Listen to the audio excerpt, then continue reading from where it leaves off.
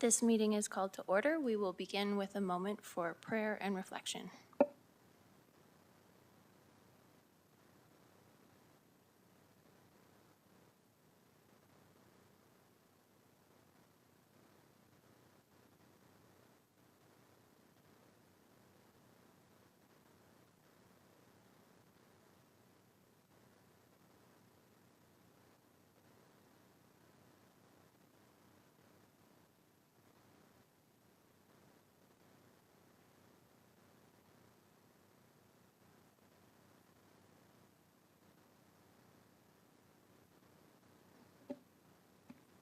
Thank you.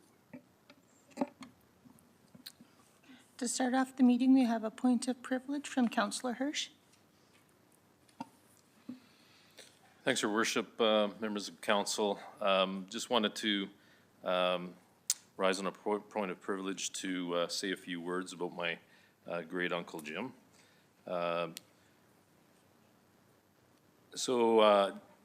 Jim Hirsch was a councillor and had passed just recently, so I just got a couple words for him. I'm honored to be able to say a few words about my great uncle Jim. I want to thank Jim's daughter, Sandy McIntosh, and actually former city councillor Jamie McIntosh for the background information. James Nelson Hirsch passed away on his 95th birthday, which was April 29th. In reflection, I found Uncle Jim was extremely enthusiastic about life and people, most notably his family and community. Jim was an educator for many years, culminating as principal at Webster Niblock from 1967 to 1986. He served as an alderman for 3 terms, 1980 to 83 and 1986 to 1992. Most notable was some of his council committees. He sat on the Southeast Regional Planning, Cypress View Foundation, Museum and Art Gallery, and he was the chairman of the building of this here City Hall. And prior to his council duties, Jim served on the Police Commission from 1970 to 1978. Jim always referred to his most notable accomplishment was bringing this City Hall to life. And for that, we will always be grateful because it's a beautiful building. Needless to say, Jim assisted with many organizations and committees in supporting his city. And I will just close with a quote from the family. Jim closed his final chapter with a book full of tremendous accomplishments and memories he was very proud of. His legacy will live on through his family, students, and community members whose lives he touched. Thank you. Thank you, Councillor Hirsch. Moving on to item 5, adoption of the agenda. Are there any additions? Seeing none, the agenda is adopted. Moving on to item 6, adoption of the minutes from Medicine Hat regular City Council meeting, May 2nd, 2022. Are there any errors or omissions? Councillor Robbins? Yes, through the chair, there's an error on who was present that day. We have Mr. Nicolay, who is not the city manager, listed as the person who was here that day. So perhaps Ms. Hegelin could be reflected as the interim city manager who was actually here that day. Thank you. That has been noted and corrected on the public website already. All right, seeing no further errors or omissions, the meeting minutes are adopted. Now on to our first presentation, item 7.1, the Medicine Hat District Chamber of Commerce, represented by Lisa Kowalchuk, Executive Director. Oh.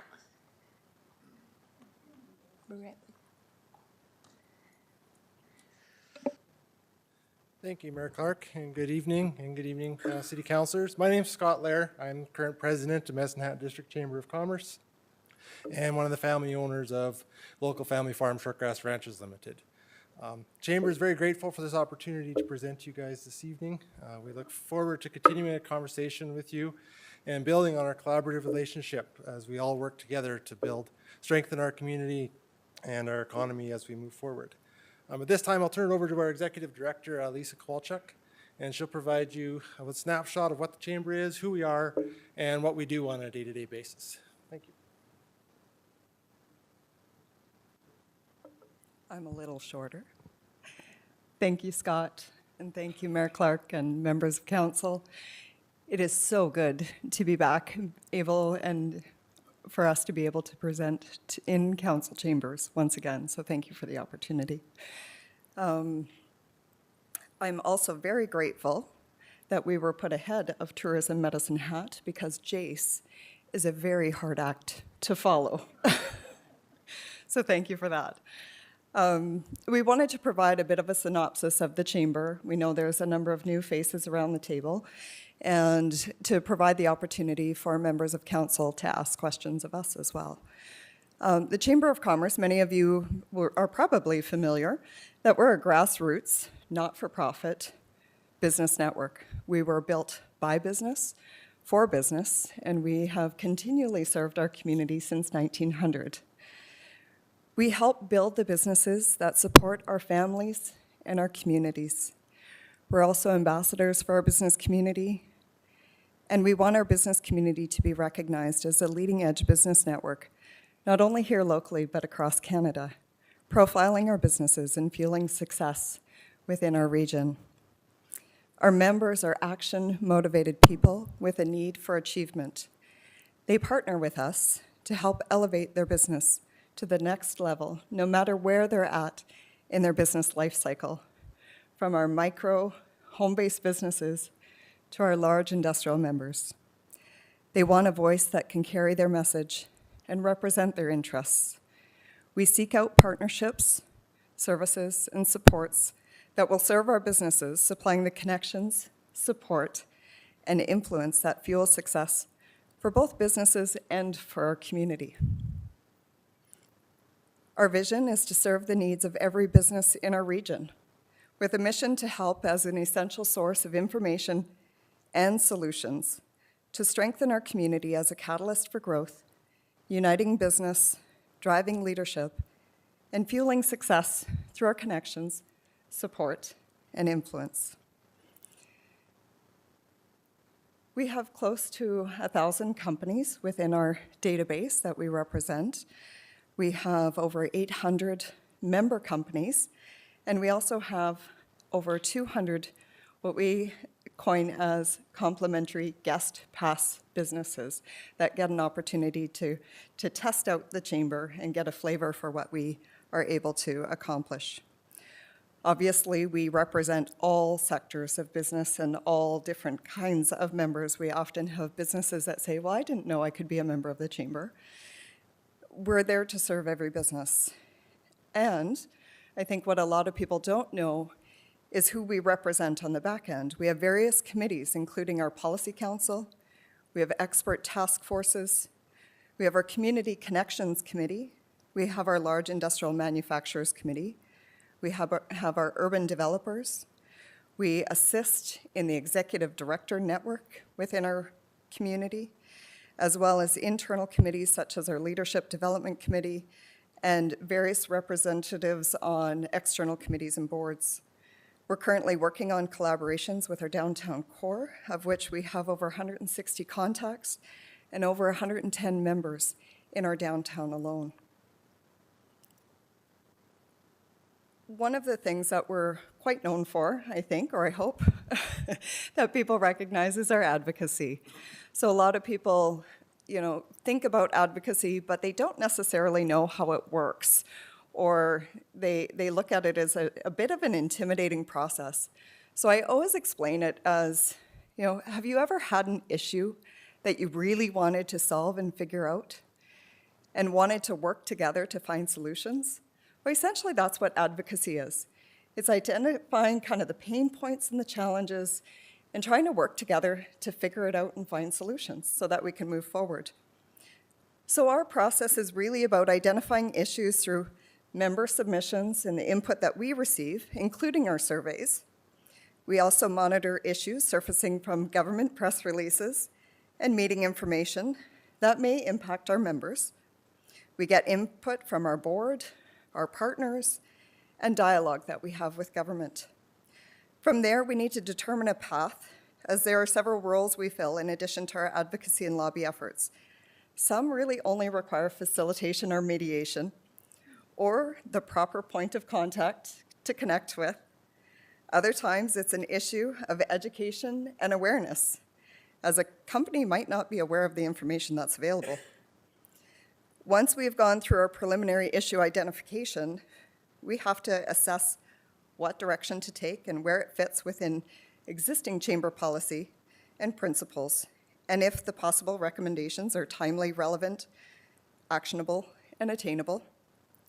Once we have gathered information, data, and background, we can determine a viable set of recommendations that would help solve the issues that are brought forward. Once a policy is drafted, or a position statement, it's reviewed by our expert individuals and committees.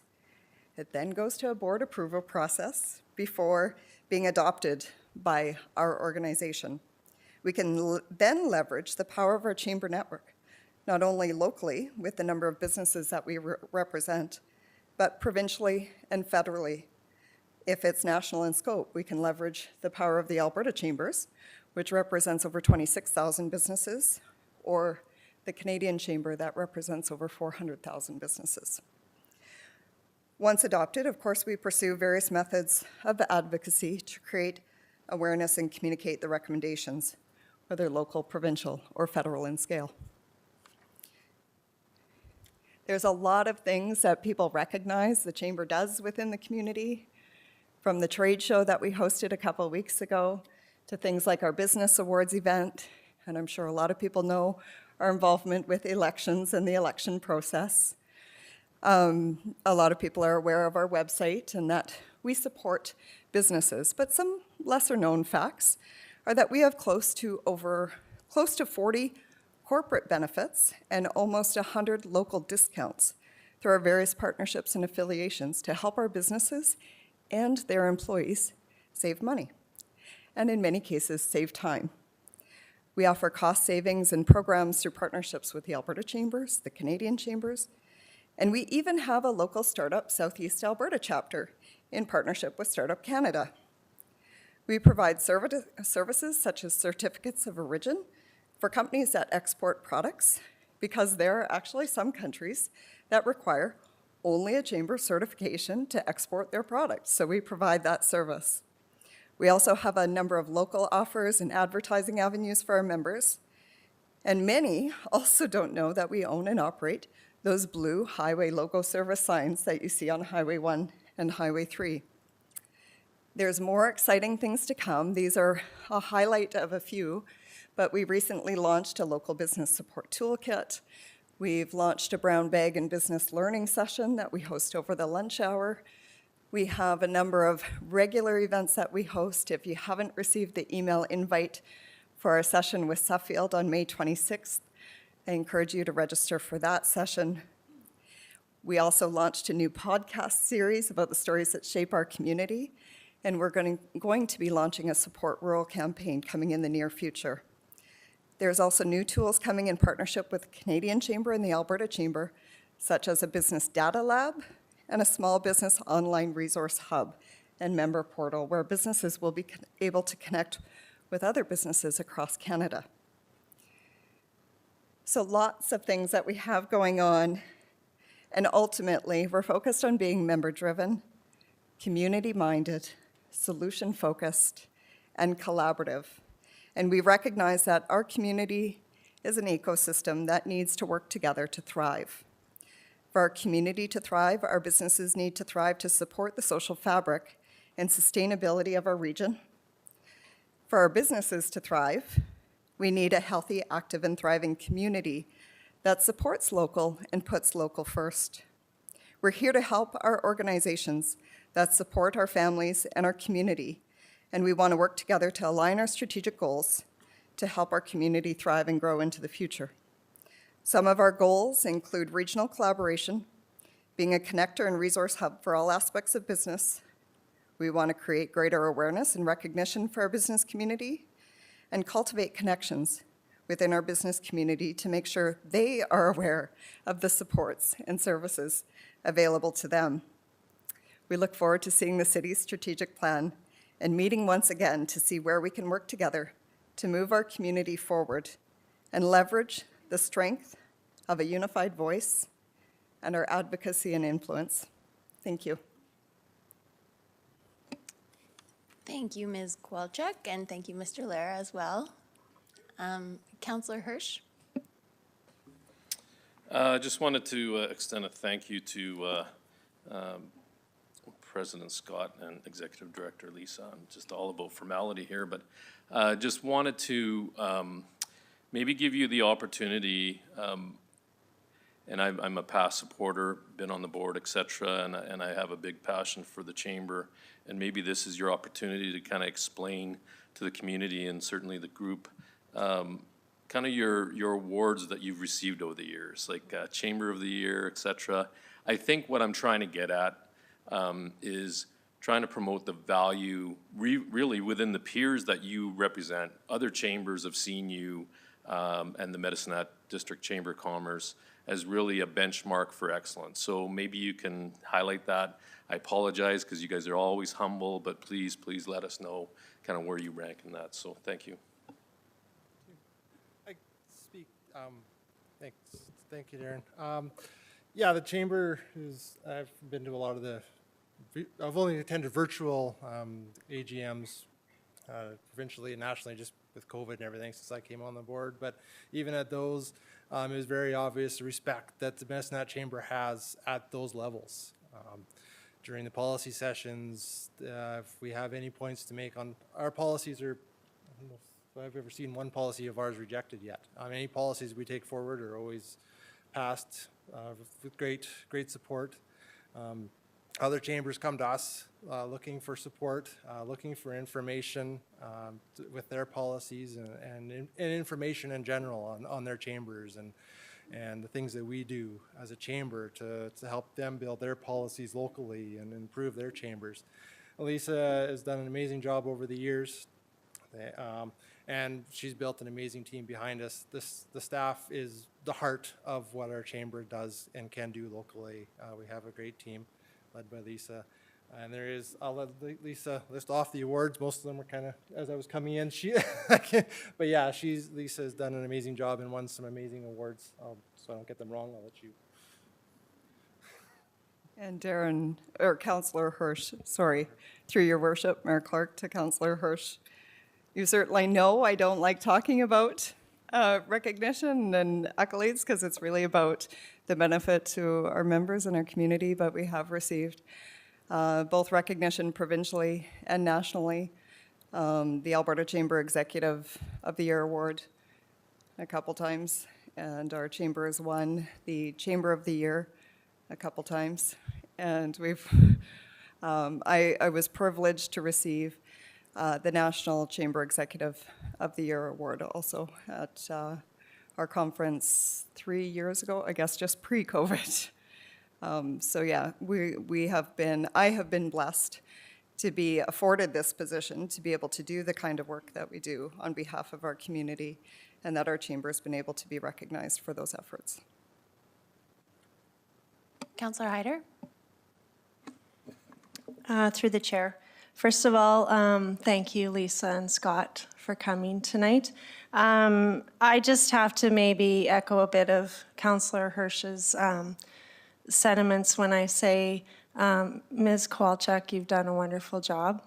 You talk about advocacy, and you are an advocate for our community. I've come to know and really like you over the past while. We have lots of meetings and lots of laughs, and I'm really looking forward to the community collaborating with the chamber, and I am a business mind woman, so I'm looking forward to working with you guys and seeing what the future holds. So thank you, guys. Counselor Dumanowski? Your Worship, I'd like to thank Ms. Kowalczyk. At the beginning, she mentioned that there are a number of new people around the table, and she wasn't quick to throw out the old ones too, so I appreciate that. I have to say, and Mr. Lair, I mean, your family, your name, your heritage, your guys' resolve over generations in this community is well known, and so I genuinely want to congratulate the Chamber for the hard work you do. And when you think about the history of this community and the building blocks the chamber is a cornerstone. It really is. And I take a lot of interest in old news and history, and a lot of it I get through the Medicine Hat News and other resources, but you always see something about the chamber. It is front and center and always will be, as far as I'm concerned, in this community. And so when it, you know, as you mentioned a few of the things, when it's policy work, advocacy, red tape reduction, some of the more kind of relevant or time-sensitive conversations when it comes to offsite levy discussions or land and properties and land banking and private sale discussions over my time here, they've always been very rich conversations, and we will certainly look forward to that same kind of advocacy coming forward. You bring a branch of conversation that we can't tap into without coming to you, and so it is important. We haven't always agreed personally and as a council, but we can't ignore that information. And I'm going to end, it's going to be Lisa's day, but you know, you have been here, I don't know how many years, if you care to say. I know 12 years, so quite a few years, and in that time and your work, it's not surprising to hear all the words, recognitions, both on a chamber level and yourself. I mean, you bring, and I've said this when I've either had a conversation with you during election time or around this table, or when we've had the, you've created the invitation to have a coffee to better understand things like off-sites and stuff like that.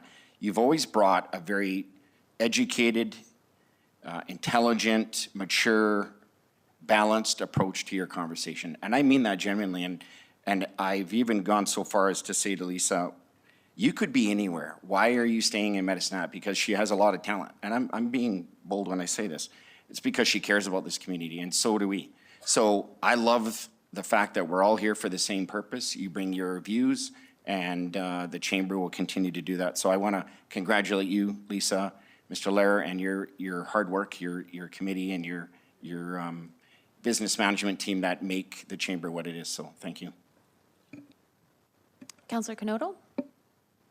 Thanks, Mayor Clark, through the chair. It's so nice to have you here tonight. Both of you I've had the opportunity to meet with before this. I just got to know Mr. Lair and had a few opportunities to speak with Ms. Kowalchuk. So growing up, I grew up in Medicine Hat. I would attend the Lights in Kincooley. And at one point, the chamber was responsible for all of the lights in Kincooley. And I got to know as a child what the Chamber of Commerce was because I had a friend whose mom worked at the Chamber of Commerce.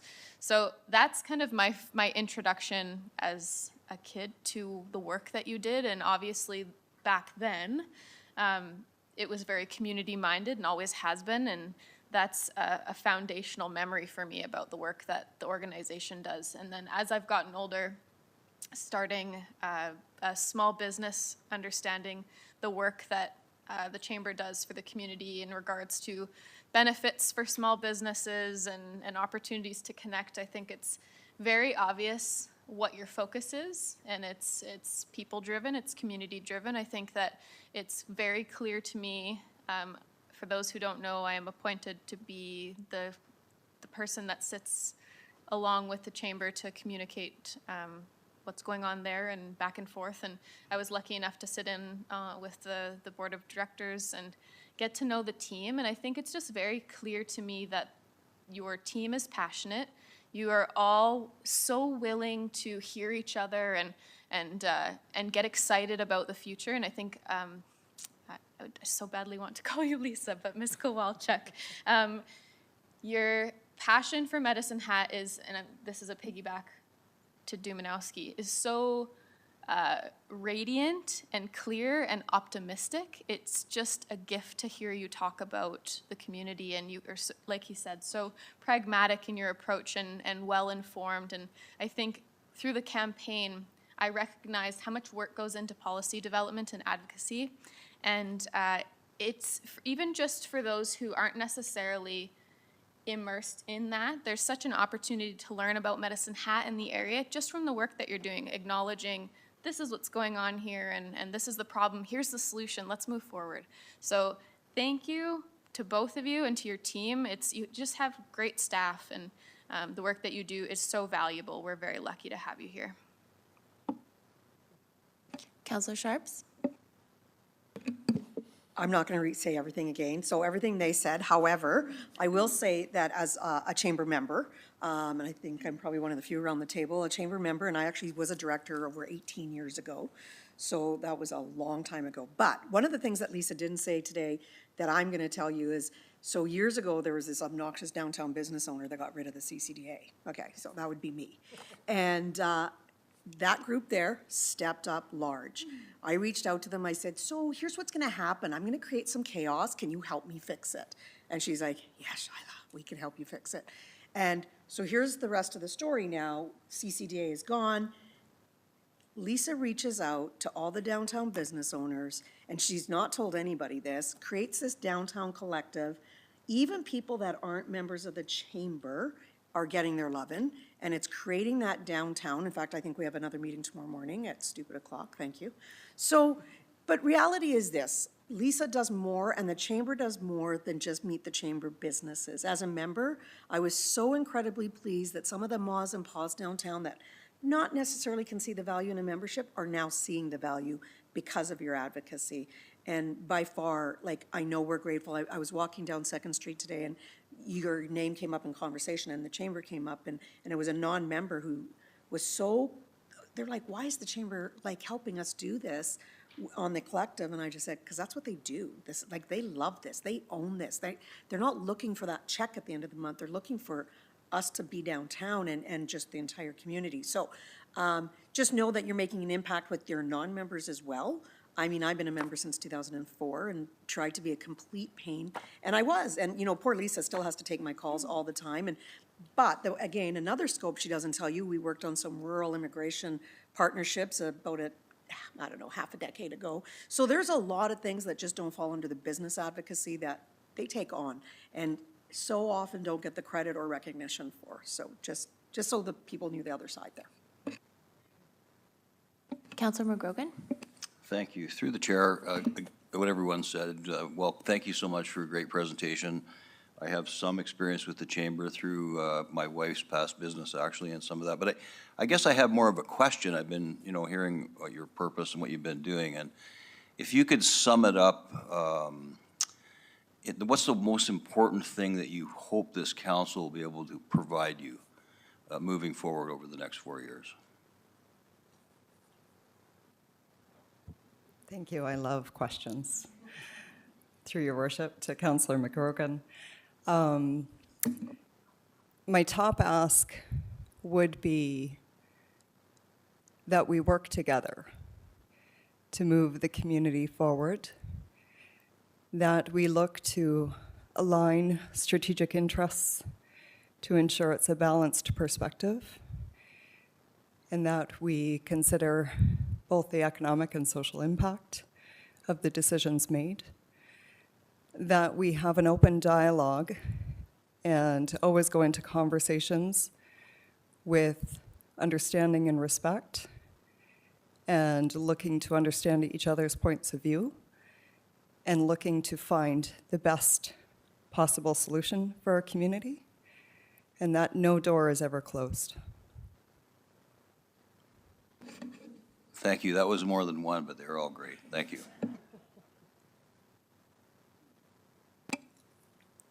All right, seeing no further questions, thank you very much for your presentation and answering all of our questions. Your worship, could I beg for one additional comment just to recognize our team? I know it's come up in a few comments in terms of the incredible team we have. I can't do what I do without a supportive board who is in our corner as a chamber and certainly as an executive director and operations team. And I'd like each of our team members, so Kian and Bailey, we tried to spread out so that we could represent. And we also have Pamela on this side. Steve Hyde is our second vice president here with us tonight. And there's a number of members and I'm sure past directors in our audience as well. So I want to thank everybody who does truly appreciate, acknowledge, and support the work that the chamber does. Thank you. Thank you. Thank you. Happy to move reception, Your Worship. Second. Any further questions? Okay, we can vote.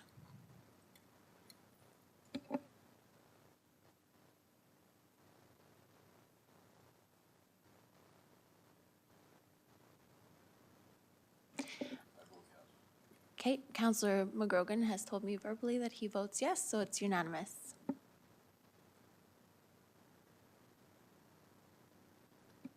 All right, our next item on the agenda, item 7.2, is 2021 Destination Market Organization Annual Report, represented by Jace Anderson, the Executive Director with Tourism Medicine Hat. This item is associated with with item 8.1 on your agenda. Welcome, Jace. Thank you. Good evening, Mayor, council friends, and residents of Medicine Hat area. From the Board of Directors and I, thank you for the opportunity to present our 2021 annual report to the city.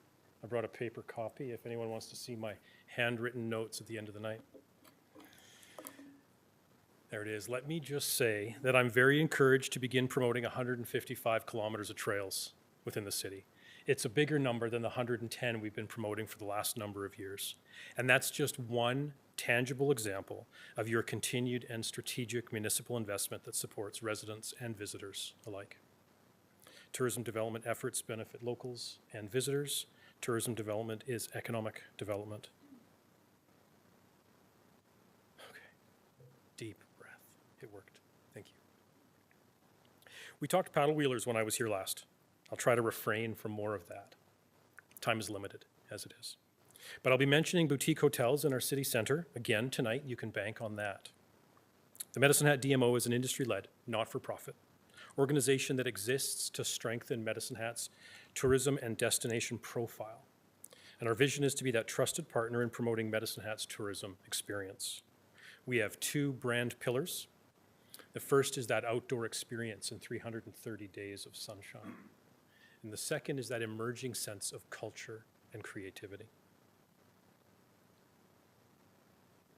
Our board of directors have voted strategically to focus on 3 tourism nodes in our city in addition to all of the work that we do.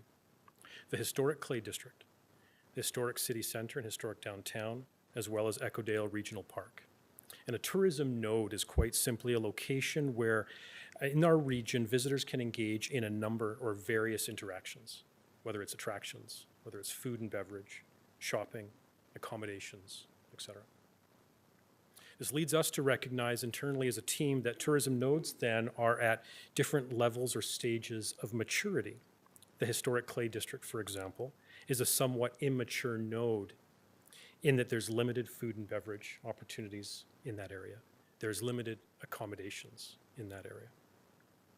The long-range development plan for Highcroft China and Medicine Hat Potteries is very exciting to us because it offers another demand generator for visitation, and the potential for camping within the historic Clay District would also be a welcome increase to our inventory. Our historic city center then is a much more mature tourism node using the same qualifications. There are many compelling opportunities for the visitor to linger. This is where I insert a boutique hotel reference in our downtown core, because having an accommodation offering of that sort in our city would be a game changer for us. The Medicine Hat Sunshine Trolley. Ridership grew in 2021, and the team has made some very exciting improvements to service delivery in 2022. Digital and audio tour interpretation. The route has changed slightly to make some improvements, and we're even planning to see interpreters ride the trolley throughout specific dates over the summer, providing in-person interpretation. VFR is very important in our market. It's something that we've said before. And you'll recall that VFR is the acronym for visiting friends and relatives. The trolley serves that segment very well. Through a review of ridership through 20 and 21, one of the things that we found was that a significant number of the visitors from out of town riding the trolley were riding it arm in arm with a friend or relative from Medicine Hat, who I like to think grabbed them and brought them to it. We've launched a downtown bakery tour, but this slide isn't about that. We can talk about that later. In 2021, though, we wrapped up an intensive multi-year partnership with the Ministry of Tourism. Medicine Hat was the pilot community for the rewriting of the visitor-friendly Alberta model, in which Travel Alberta will roll out province-wide over the course of the next year or two. The effort included tourism experts from across Canada. We received input from more than 40 local, industry, and community stakeholders and leaders. And we've begun sharing and socializing several of the suggested actions with community partners. Destination development has been a strategic focus of our DMO for several years, and baked goods are always a win, aren't they? Sports, events, and festivals are returning in person. New events are rising up. The Medicine Hat Sport Event Council is a grassroots effort of community stakeholders, primarily funded through the DMO by the City of Medicine Hat. The Medicine Hat Sport and Event Council is uniquely positioned to support these efforts in our community. As we've said before, their strategic approach is really two-pronged. The first is to support those clubs and venues and partners in their growing ability and capacity to host events, sports in our community. And that's activity with response that happens near immediately. It's this year, next year.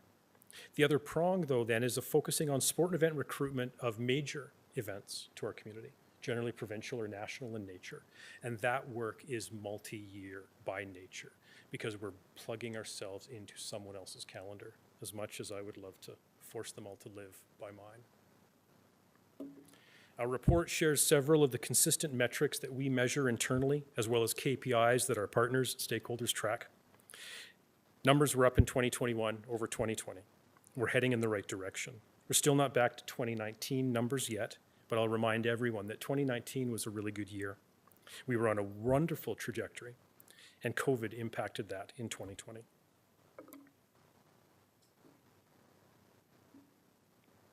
Some of my favorite pictures in our inventory.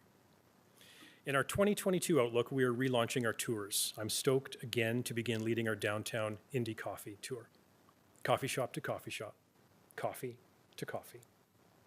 Life should be so well lived, and each and every one of you are invited to join me over the course of the summer. We'll make it happen. We're even more excited about collaborative partnership with Meowson and the Meowson Story Tour, pictured on our slides. That tour is launching this year. The tour was piloted in 2019. It was piloted with friends from the Indigenous Tourism Alberta, from Travel Alberta, and from numerous other provincial organizations. COVID had caused us to take a step back and to wait, but we are confidently rolling this out for public consumption as a market-ready product in 2022. We expect to see a rebound in our long-haul traffic, those East Coast Americans on their Alaska pilgrimage, Coast and Central Canadians heading for the Rockies or the West Coast. We see most of them in our position along the Trans-Canada. And with the growing ability for our team to provide compelling lures and invitations and reasons for them to linger, to stay in market a little bit longer, we're seeing them in their economic footprint in our community more and more. I have a note here to say turn the page, because I have so many notes on this slide, I could have made it 2. I suspect that each of us know friends or family who are planning to travel this summer. Some of that travel might even include international travel. Clearly, not everyone is staying in home or in market or even in province as they have the last couple of years. That will impact tourism for Tier 2 and Tier 3 markets like ours across Canada. But I would like to note that over the last 2 years, we as a community have seen a significant number of Albertans looking at leisure travel opportunities. They've been in Medicine Hat often for the first time, and the response has been good. The product we have is stellar, and we have every reason to expect to see a number of them back again for their in-province and Western Canadian leisure travel. Our longer range outlook is also strong, with Friends of Medelta working towards developing Highcroft, which has remarkable ramifications. The Medicine Hat Exhibition and Stampede are looking to include a meeting and convention space within their much-needed upgrades and renovations on site. Our continued shared focus to support Indigenous interpretation of culturally relevant spaces and places in Medicine Hat. There's more to come, as always, as we continue to have the opportunity to either be invited or to more aggressively insert our representation of the visitor's voice in community conversations. There's a lot of reasons to be passionate and excited and strongly optimistic for the next year, if I could frame it that way. Tourism was one of the industries hardest hit by COVID. Our partners, our stakeholders, and our community have shown remarkable resiliency. You've seen it, and so have I. Every adversity that we faced throughout the last 2 years, within it was a seed of opportunity and growth. Medicine Hat is well positioned to build on those moments in 2020 and 2021, but that's for another report and another time, perhaps another presentation. Deep breath. For those of you following along at home, that is 1,200 words, give or take. As always, it has been an absolute pleasure. If you have any questions at all, if you were not done with me tonight, then now is the time, Mayor and Council. Thank you. Thank you very much. Councillor Hirsch? Well, Mr. Anderson, I'd be remiss, spoke highly of the Chamber, and I'm going to speak highly of Tourism Medicine Hat. Yeah, you're waiting for it, and here it comes. So really, really pleased, Jace, your team, what you guys have been able to accomplish. Not only are you data-driven, but you throw a sense of excitement, and it certainly shines through. And we're really very happy to have you as leading this initiative. So thanks for that. I do have a question for you, and it's probably an opportunity for you to stay at the podium. But you know, we talked about, you know, the ramifications negatively about COVID, of course, but maybe you can tell us kind of the result of COVID with the idea of staycations. Is that still a thing? What are you seeing? Because right now, you know, we're doing a review of last and the history, but you know, I'm thinking about future casting out there. Is there any movement? Do you see any shifts in how people do their vacations and that sort of thing? So maybe your chance to kind of tell us what you see lies ahead. Absolutely. There's a couple different ways to approach that question, so thank you, Councillor Hirsch. The first is that operationally, we were forced as an organization, just like our stakeholders and partners were forced into spaces, into approaches that perhaps they were not using as their modus operandi. And we've had an opportunity now for over the last couple of years to reflect on some of those things, and as a team recognize that some of the ways we've done things as a result of COVID are just the right way to do them, regardless of whether COVID is a reality in our short-term market reality. And so we're embracing those things and holding on to them. But more perhaps to the heart of the question is that tourism researchers and consultants and organizations that are vastly more in-depth and in touch than I am myself have really touched on understanding the seismic shift in travel for certain segments of the traveler. And so pre-COVID, there was a lot of attention to iconic locations like the Rockies, whether that be Banff or Canmore or Jasper, or attention to major urban markets. And so for us, that would be Calgary and Edmonton, and then outside of province. And those markets will always have strength. But what we've seen, and I alluded to it in my comments, what we've seen with a significant portion of traveler interest to find a spot that's a little bit different than what has been that primary tier 1 target, idealistic vacation. And Medicine Hat in Southeast Alberta absolutely supports and serves that well. Whether it's a market or a vacation opportunity that's a little bit safer and a little bit quieter, a little bit more laid back. Now we can feather in a little bit more less expensive, and we can have some of those conversations as well. But Medicine Hat and surrounding areas serves that market very well. And the other thing that it serves is that we just do some things really well as a city and as a greater community, the people that live around us, the people that are doing the things that I and my team are tasked with celebrating and promoting and getting excited about. They do it really well. And so one of the things that we've grasped or grabbed a hold of, and this is not a result of COVID, but it's accentuated throughout the last 2 years we've come through, is that our role perhaps is not to identify that perfect tourism magnet, that draw, but is instead to be authentic and recognize where the community's going and what they're doing already so well. because it's going to be, the results will be significantly better if we promote what the community does well than if we fixate on something that we believe we need to do to get someone else's attention.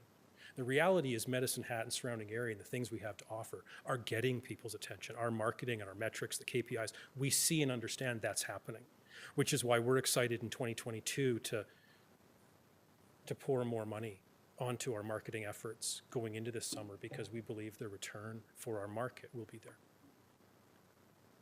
Thank you. Councillor Van Dyke? Yes, thank you very much. So no questions, just some comments, but they're mostly just going to be compliments. So Jace, you're a fantastic ambassador for Medicine Hat, and I think you have been an ambassador for the city long before you worked for the DMO. It's nice to know there are other people as enthusiastic about Medicine Hat as I am. But I want to compliment your group, especially the last 2 years have been a huge challenge, and you guys have creatively risen to that challenge. By marketing the city in a unique way. I've been traveling around the province quite a lot in the last few months, and so I'm always curious to see how they promote their communities. And sometimes I've looked at their booklets, which are much smaller than ours, and it's a lot of just like fluff and advertising and not a lot of content. And when I look through the new like Experience Medicine Hat booklet, there's a lot of content, there's a lot to work with in this community, and you guys are looking for every opportunity to showcase businesses and attractions, and I really appreciate that. You make it easy to be proud and brag about Medicine Hat to other communities and to other people. So thank you for the exceptional promotional materials. I use them regularly. I come down to the tourism center and get the bags and fill them with stuff and give them out to people coming to Medicine Hat, because there's still some of us that like the tangible hard copy of things. And the one thing I wanted to comment on from the annual report was that I was really happy to see, and this is maybe more directed towards the city's administration, that it was a 4-year contract for services, because I understand how difficult it is to plan for the future without that assurance of continuity of funding. So I think that probably has been helpful for you guys as well. And hopefully we'll continue to see an arrangement like that going forward in the future. Thanks. Thank you. Councillor Canoto? Thanks, Mayor Clerk, through the chair. I have a couple different comments, but I'm going to start with a couple questions because I'm curious. I want to get in your brain a little, because it's a cool thing, that brain of yours. So what do you imagine Medicine Hat, tourism-wise, looking like in 10 years? If you could have your way. Yeah, that's a beautiful question. And we have all night, because, you know, I would look at what the community's doing and what we've been able to center on from a brand perspective, and just look at the opportunities we have in front of us to tease those out and to dive deeper in those 2 brand pillars. I think those are critical. And then we start to talk about the infrastructure that exists around them. That's how we loop back to camping inventory and the need to see that increase. And so it's been exciting for us as a team to know that the city has been making increases in that. It's important for a boutique hotel to be in our downtown, because, and I've said this in years past, I am tempted to be a little bit embarrassed when I'm out of market and talking with tourism practitioners about the fact that I don't have something in the heart of the city for them. I would want to identify, and we continue to strive towards, those 2 brand pillars and what the community is doing within them, so that we can support and encourage that to elevate. And then we're looking at a few different ways where we can add or layer on some things that speak to who we are as a community, who we are now and who we have been for the last 110, 115 years to 45,000 years with the archaeological site that we have outside of the Samas-Teepee site. And so there are stories that we believe need to be told. We might not be the voice that tells them, but we absolutely believe we are perfecting the tool in our belt, or the model of creating an environment where those storytellers can tell their stories in a way that both the locals appreciate and understand, because it's important to be authentic, but then so that visitors who are already likely to be inspired by those things become aware of it and return. And so sort of more actionably, that would be a mountain biking cluster for Elkwater being nationally classed and incorporating 155 kilometers of trails here and a skills park in Red Cliff. That would be understanding and appreciating that we have a river that flows through us that is deeply integral to who we are and why we're here as a community. Because we are the community of good fortune, I've been told, in that our city did not exist until CP Rail came to build a bridge. To build a bridge, they linger and spend a little bit more time. They found natural gas, and nobody left. And so it's those sorts of things that we can tell if we have a paddle wheeler moored just in the river through one of those windows. That provides our locals and our visitors an opportunity to have a coffee and a hamburger right on the river, which is something that as a community we're missing. There are communities that exist that are river cities of about our size that give me great inspiration and hope. And if we had the next 10 years, let me reframe that because we do. We absolutely do have the next 10 years. And the work that we've been doing at the DMO, the board has appreciated and embraced the fact that we operate from a destination management perspective and not a destination marketing perspective alone. And destination marketing, very simply, which is what we see in most communities throughout North America, the model is you recognize what's being done and you celebrate it.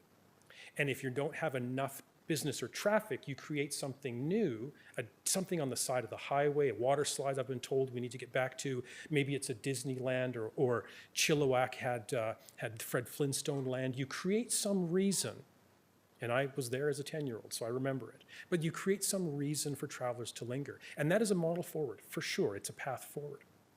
But the reality is, in destination marketing, you're promoting what exists. And in destination management, and it's a subtle nuance, you're promoting what exists while your eye is on the horizon to what you need to do well to grow. And as opposed to me spending the last 6 years or the next 10 negotiating with Hanna-Barbera or whoever owns them now for the Flintstones along Highway 1 and 3. Instead of that, we're looking at what the community already does and does well. Where are the points of passion? And what can we do to pour our resources and attention on that? Because as a result, then, instead of one music festival, you have 4, and the community looks to add a 5th. And you begin to take on the heart of a music city, and it's vibrant, and it's real, and nobody can accuse us of it being a Me Too market. We're not looking at Canmore and going, I want to be cool, like a mountain town. We're not looking at Drumheller and saying, I want to be a dinosaur town. We're not doing any of the things a lot of communities do because we're focused on our own authentic horizon. Councillor Dumanowski? Your Worship, it must be the executive director night because Jace is going to get his accolades too. So Jace, obviously, I written down here that you embody and personify really what it is to be and talk and think and act tourism. And you've been doing that very successfully, and I think hearing others give testament to that should feel good, but it also should be a validation of what's right.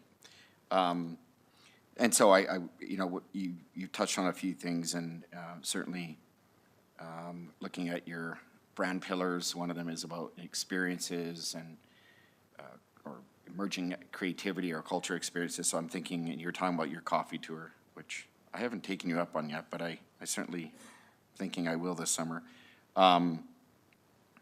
What's the next big thing? And I want to say next big thing. You brought me back to earth with your comment while I was waiting to speak, and that is, let's focus on what we're doing already and how we can make it better or bigger or promote it. And so is there something we're doing already that we can make bigger and better? And it kind of to one of the questions that one of the councillors asked Lisa, Ms. Kowalczyk, it was Councillor McGrogan actually, what can we do? I mean, we are working toward the same end. What can we do that would help you in order to make something bigger and better or do something bigger and better in Medicine Hat? A two-part question, I love it. I will strive to catch both ends of that question and not stop after the first. What we can do and are doing right now is recognizing that organizations that have a different level or style of influence than we might have, now it's a Travel Alberta or a Destination Canada, it's a Ministry of Tourism, there's a lot of organizations that exist, a handful I'll say, and they're making strategic plans and decisions for the entire province. And so one of the things we have been doing over the last couple of years is intentionally and strategically making sure that they're aware of what sets us apart, of what's authentic in our community, so that we don't get overlooked, so that we cannot look back at their message and say, well, we can't see ourselves in that. And so it becomes a conversation of corridors and clusters at the Travel Alberta table. And it recognizes that mountain biking and that outdoor experience is something that they're going to market internationally. And so we would absolutely be embarrassing ourselves if we didn't ensure that we were a part of those conversations, because we have that authentic message in the community. And so it's identifying and recognizing where the industry is moving and being out ahead with it. Another example would be, from the international traveler's perspective, Indigenous tourism. The opportunity to understand that these stories can be told authentically by people in your community, as opposed to being told by the tourism guy, okay? That's huge when we're inviting people from Germany and from Australia and from the Netherlands. These are incredibly important aspects to long-haul air traffic for Alberta. And so the Meosin Story Tour was a strategic effort by our team a number of years ago to partner and ensure that when the province is having those conversations, that it is not all entirely fixated on the wealth of incredible offerings that the province has, but that it has that wealth and ours too. And so to the second part of your question, Councillor Dumanowski, it would be the continued opportunity to work, to partner, to collaborate, to bring our passion to your fiscal and municipal impact, and to allow us to plan for those things at the horizon level that our stakeholders and partners might not be thinking about because they're working in the next quarter, the next fiscal year. But what you're doing in land development and you're doing in decisions you're making in parks and rec, et cetera, are opportunities for us to bring the visitor's perspective and that industry to the table. That's what we would say.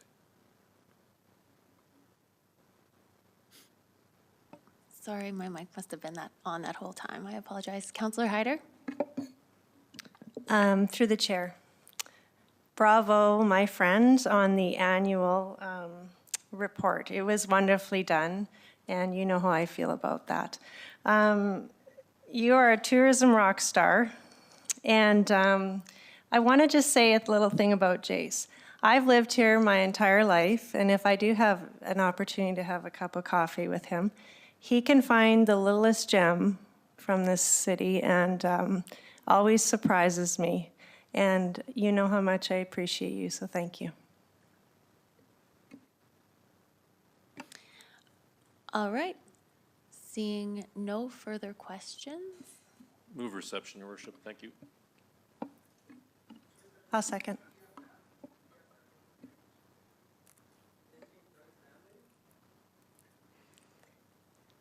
And seconded from Councillor Hyder. We will vote.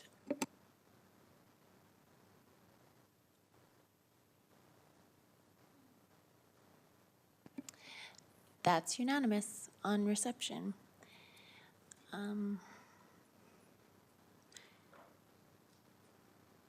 All right, the next item on our agenda is item 8.1, Administrative Committee Meeting of May 4th, 2022, and this is for information. So moved. Second. Any discussion? Seeing none, we will vote.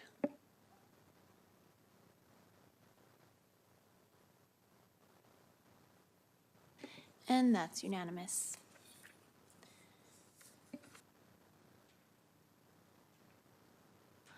Moving on to item 8.2, Energy and Infrastructure Committee Meeting dated May 5th, 2022. All items for information. I motion to accept.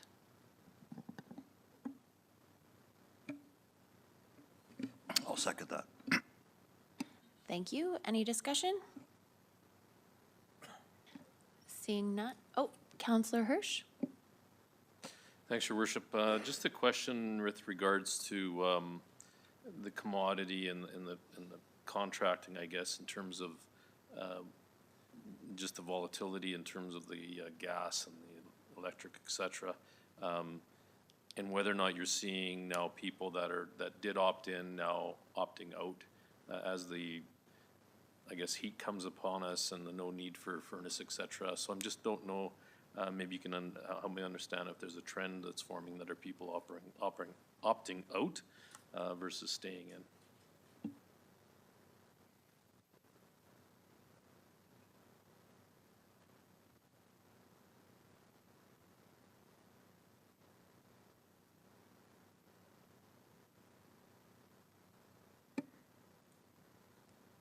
Managing Director Baines.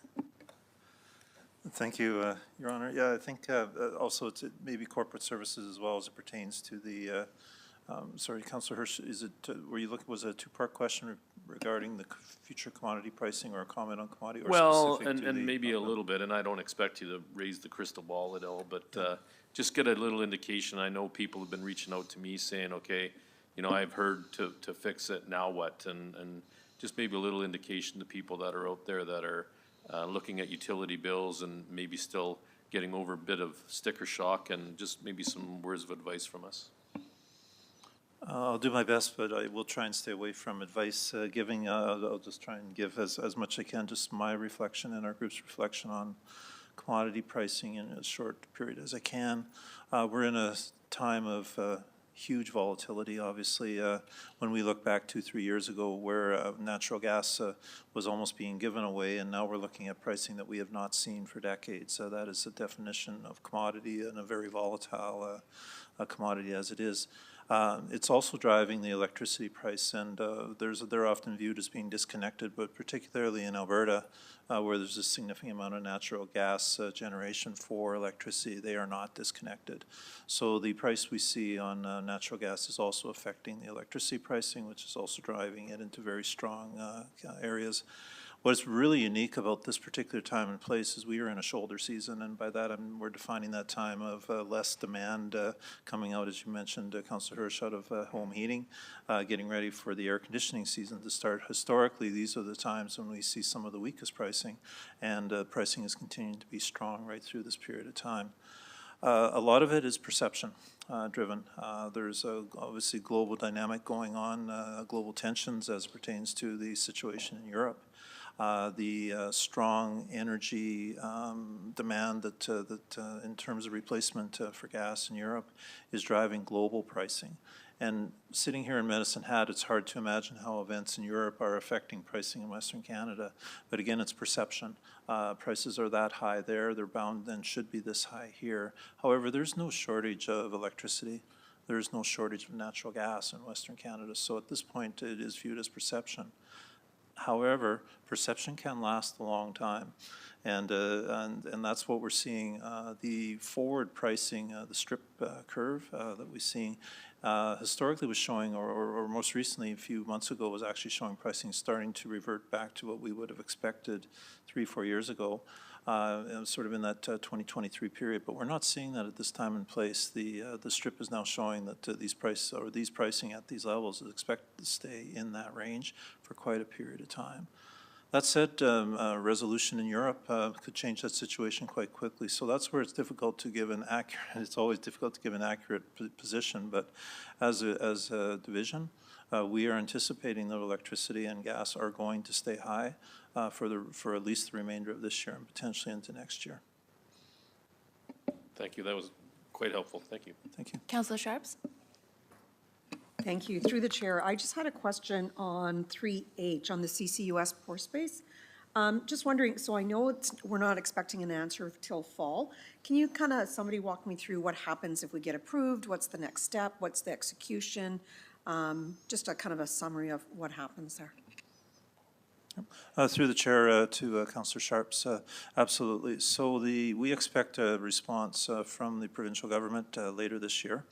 We are already planning for what 2023 and 2024 might look like. We are assuming a success as optimists that we are, but we also feel that we put in a very, with Invest Medicine Helps Assistance, a very, very strong proposal. We strongly believe in Southeast Alberta as a future CCUS hub for the region. We know its importance going forward, not only for existing businesses, but for those businesses we hope to attract in the decarbonization aspiration that they may have. From that perspective, so the next steps will be assuming that we are successful, we'll be entering into a subsurface evaluation period. That will take approximately 2 years, we estimate at this time and place. And in that period of time, we will seek to confirm that the assumptions we have made about the physicality of storing carbon in this area is realistic from that side. So that will involve a series of wells, a series of surface exploration that we can do, seismic, for those that would be familiar with that term. That will be conducted over the next 2 years. In the meantime, and again, assuming that that will be successful, we would not have gone into the pore space application if we had significant concerns that this was not a viable area for carbon sequestering. So we're anticipating that those results will be positive. And in that, and coincident with that, or parallel to that process, we'll also be starting our engineering design for what the actual facility might look like, how it might be laid out. That we expect to be a multi-year period as well. We also expect there'll be quite a bit of competition for those resources, for those that will be designing those type of facilities. We have a rush in Alberta for carbon sequestering, so we won't and don't expect that we will be the only project that will be moving forward. But from our perspective, as we look out towards in that latter part of this decade, actual build to start from that perspective, and perhaps sooner than later, we in that 27, 28 period of time. How we actually build it, how we fund it, that will all be worked out over the intervening time. I don't know if Managing Director Van Eyck has anything more to add. Certainly they've been, as I said, our partners in this from day one. Sure, thank you, Brad. The only other comment I would make to through the chair to Councillor Sharps is that we have at the same time we've been applying for both federal and provincial grant money, and we have received some very positive news there. We can't share exactly what it is yet, but we are expecting some positive news there within the next few weeks. And I think that is going to help form a bit of a time frame in terms of spending money as well, because some of the stipulations around that grant money are going to be that we're going to have to be spending some of that money sooner rather than later. And I think that's that's going to help form part of the policy around how we fund this, as well as part of the time frame. So. Yeah, hopefully we can talk about that soon, but it's very positive and we're excited. Very exciting times ahead. Thank you both. Councillor Knodel? Thanks, Mayor Clark, through the chair. I am not exactly sure, probably Managing Director Maines would likely answer this, being the agenda it's on, or the summary that it's on, but I have 2 questions. I'm looking for a brief picture of how the new A Park will look, including what it has to offer other than just space itself, and the spark notes of the new building establishment and development beyond the slab pour. And then my other question is about the cancellation and then postponement of accessible and accessible dressing rooms and gender neutral washrooms / change rooms at the Moose. Has there been community group collaboration opportunities, like exploration of loans, and possibly to possibly move this aspect of the renovation along, similar to the pickleball budget amendment we recently approved? So I can, one at a time, of course. With permission, Madam Chair, yeah, through the chair to Councillor Knodel. Perhaps I'll take the washrooms first and then go over to A Park, because that's a shared responsibility with Public Services. So the washrooms, it was certainly the intent to have those specialized washroom facilities available at the Moose. It was a funding issue. We were running out of budget for that. If deemed necessary, we can certainly accelerate if the budget funds can be found from that side. It's not our intent, sorry, I don't want double negative. We intend to have those facilities available. It was just the timing with the budget funds available from that side. And that is in no way to say that that was not a priority. It's just when we looked at it, it was where can we make the budget work on that side. But certainly if council is interested and the budget funds are to be found, we can accelerate that within the time frame. As it pertains to A-Park infrastructure and energy, we've been responsible for the building move and the framework of the building and the site build. In terms of actually the day-to-day operation and how that might work, perhaps Managing Director Mastel might be best positioned to comment on that. We'll build it and they'll run it. So I'll turn it over to Brian if he has some comments. Can I have a quick follow-up? Do you mind? And maybe I just have a memory loss, I'm not sure, but where did the building come from? And where was it? This is a building move? My understanding is it was a new build, but I obviously got it wrong. Through the chair to Councillor Knoll, it was actually repurposing of a building that was on site at the airport. So through a commercial negotiation, we were able to obtain that building. It had never been used for its original purpose, so many have characterized it as new build. It's in effectively pristine condition. So rather than start with or incur a brand new design, brand new build, the creative financial solution was, can we use this building and repurpose it for the A-Park facility? And when we looked at it, we said this would make a great building for this particular use. I hope that for those who will be visiting, using those services, they'll appreciate the building is fantastic, we believe, for the site. So that's why it was a building move as opposed to a new construction. It also expedited the timelines obviously associated with it, and credit to our crews and the public as well that participated. It was moved without incident in a very short period of time, and now will continue to be incorporated. Thank you. Managing Director Mastel? Thank you, Your Worship. A couple things I'll touch on. So for the A-Park facility, we'll certainly have increased capacity space available, as well as improvements to the HVAC requirements for long-term overnight care of animals. So this will be a much better functioning facility for the long term, and the additional space certainly will be helpful for local needs, but also opportunity for regional support as well. As it relates to the Moose and the accessible washrooms, the other outstanding question is our long-term facility plan for ice surfaces. So over the course of the year, we hope to have a better view in terms of the long-term plan, which will then give us insight into whether further investment should be made into that facility. Thank you. Seeing no further questions, we will vote on this item.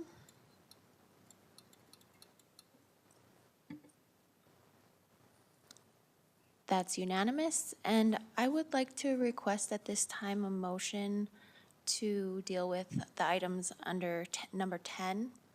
So that's the two bylaws, and deal with those next. Councillor Van Dyke motions and Councillor Sharp seconds. We'll vote.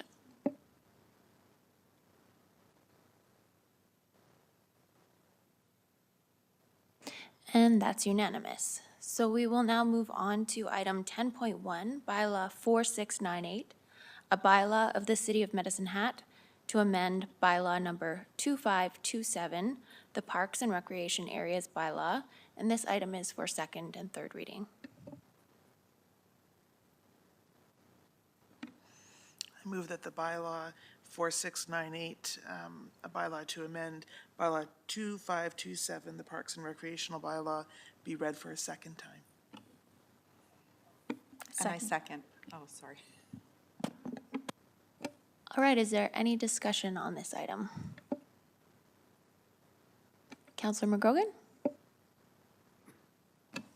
Thank you, Your Worship. Through the Through the chair, I guess I was kind of hoping I could get an update in the administrative committee report where this came up, and I'm just going to go back to my notes. I think it was page 62 of our report.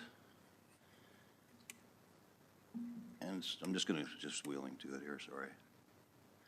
So there's an update on the skate bylaw, and it said that we were going to continue to get feedback from I guess, the Chamber of Commerce in relation to the business community downtown. And I would like, I guess I would like some update on how that consultation went. I know personally I've received a lot of calls of trepidation about, not about skateboarding downtown. I think everybody's in on that, and changing the bylaw to just prohibit certain things, but I'll just go right to the grassroots of it. We're going from no skateboarding downtown to allowing skateboards to traverse through downtown and be part of the downtown community, which I completely support. But the problems become, and the trepidation is, not just interfering with pedestrians, but it's back to the jumping on rails and, the tricks, I don't know what the wording is. So I'm wondering, I guess I have two questions for staff. What kind of feedback did we get from downtown, or from the business people? I guess on a scale of 1 to 10, was it embraced, this new change to the skateboarding bylaw, the elimination of it and the addition of the very small restriction? And number two, depending on that feedback, have we considered the ability to actually restrict, I guess, some of those noisy activities in the downtown area? I think there's a lot of people that want to know, and I'd like to hear from staff about that.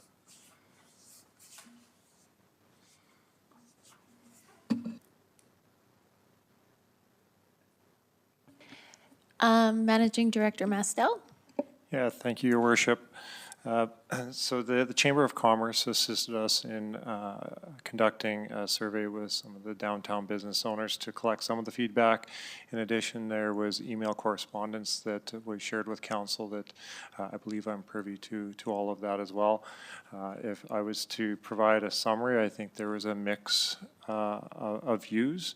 And certainly a few things that were raised that I can maybe comment on. So the mix of views, I would say proportionally, there's just about equal number on both sides of the issue. Some looking for clarity in terms of what can be done to restrict use if it is impeding the enjoyment of use for either customers frequenting the commercial areas of the downtown or potentially riding on infrastructure that's of concern. So there are mechanisms for public space if it does become a concern that restriction of use of skateboards can be addressed through signage, and then that would provide an enforcement capability.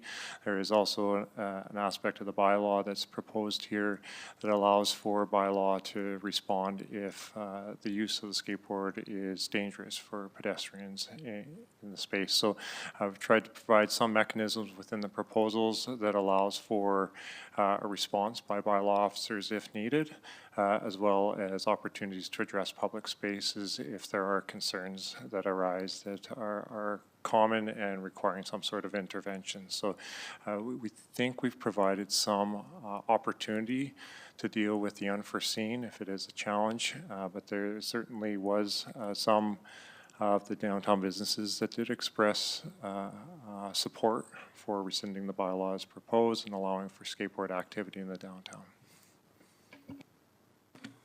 Thank you for that, Managing Director Mastel. I guess, again, I just go back to it. My concern probably is we've thrown out basically most of the provisions, and it could be me on my e-bike, that's jumping over ramps and causing all kinds of commotion. I don't want to target skateboarders, but I think with our very small kind of micro downtown, I'll call it that, from a lot of cities our size have larger downtowns, it's quite concentrated.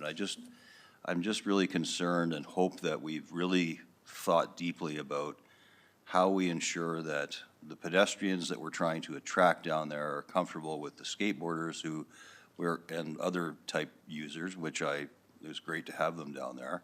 Just that the activities are going to be, I guess, monitored and we can be flexible. So that's my hope and my concern.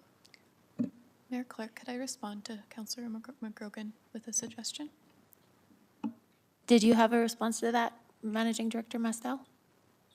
No, okay. Go ahead, Councillor Knodel, you're up next anyway. Okay. Thanks, Mayor Clark. So through the chair to Councillor McGrogan. So a strategy, and again, I'm going to teacher hat because it's where my reference point is, but oftentimes, especially with younger kids, one way to really engage a population that may have a more investment in making sure that things go right, which is this group, they want things to go right, is engaging them to create the structures and boundaries for the neighborhood. So take a grassroots approach, put it in their hands and say, what do you think the rules should look like? And then put it on them to advocate for those rules and regulations, and then go from there as a reference point. So you guys are gonna know more than any of us what kind of risk is involved with interacting with people. So you guys work together with, you know, any other community members that you think are necessary, whether you walk up to the old lady on the road, elderly lady on the road and say, hey, what are you most worried about? Gather that information and then come up with your own little, pardon me, sorry, your own version of what safety on a skateboard looks like. And, you know, you do an amazing job advocating as a group for your community to begin with. I would love to see, and I mean, I know there's people around council that are advocates for grassroots approach, like community groups and that community or neighborhood associations, that sort of thing. Let's put the power in the hands of the people and then see what they can do with it and go from there.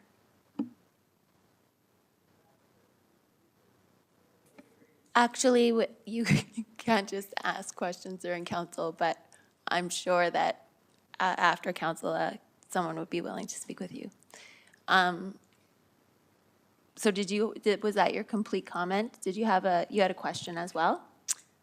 Or another comment? Your name was up there. Yeah, I was just going to make a comment. I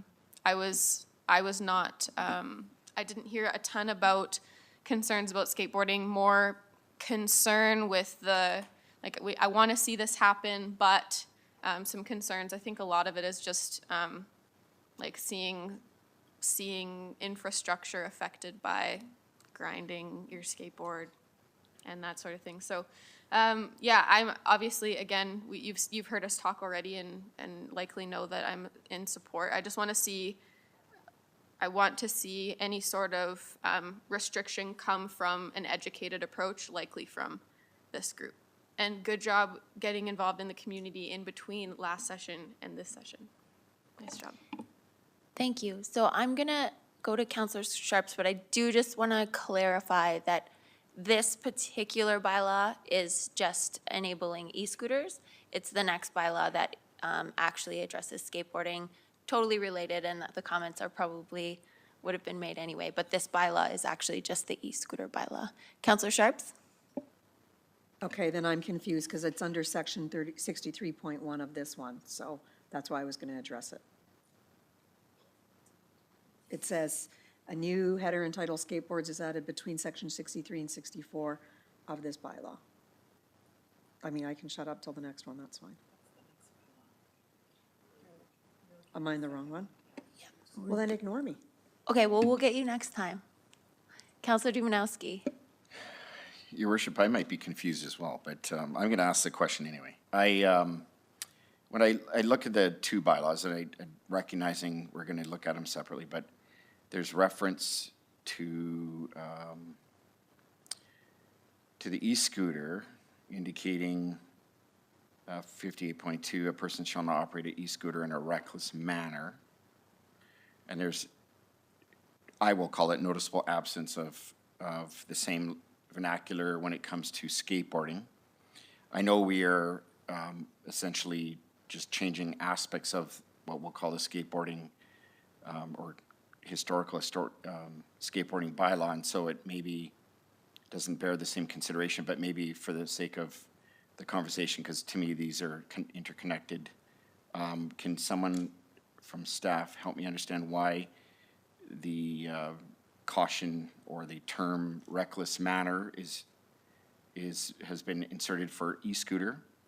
And if reckless manner can be identified or observed or qualified as such to meet that definition, would there not be the same for skateboarding? And it doesn't mean I'm for or against the changes yet, but I want to understand that better. I will note that if you scroll down to item 3 in that bylaw, which is the next bylaw, it does say that no person shall operate or use a device known as a skateboard on a sidewalk in a manner that interferes with another user of the sidewalk. So, but with that said, I will put it over to Managing Director Mastel for comment. Your Worship, I'll add a short comment and then I'll maybe ask the city solicitor if he has anything to add. I think the distinction between the two is the skateboard is limited off the roadway. And on the sidewalk, it's addressed by the clause that Your Worship, you just outlined. And the language regarding the e-scooter and the reckless use, I'm not sure if that's a defined term from a legal perspective, but the e-scooter would be on the roadway but not on the sidewalk. And so I assume the reckless nature might be addressed through roadway terms. But the city solicitor may be able to help with the language in the bylaw. City Solicitor Bullock, do you have any comments? And again, this is from the next bylaw we're voting on, but I think it makes sense just to address it now anyway. Through the chair, I'm going to defer that question to Solicitor Camille Goodhart, who is participating in the meeting. She's a solicitor from our office who worked on this project. So I'll just ask Camille if she has any thoughts on that. Hi there, Camille Goodhart through the chair. So that language had come through the benchmarking that Brian's group had done. So they looked at various bylaws throughout Alberta, each dealing with e-scooters and skateboards, and that was the lingo that they were using. So the decision was to import that language into our bylaw.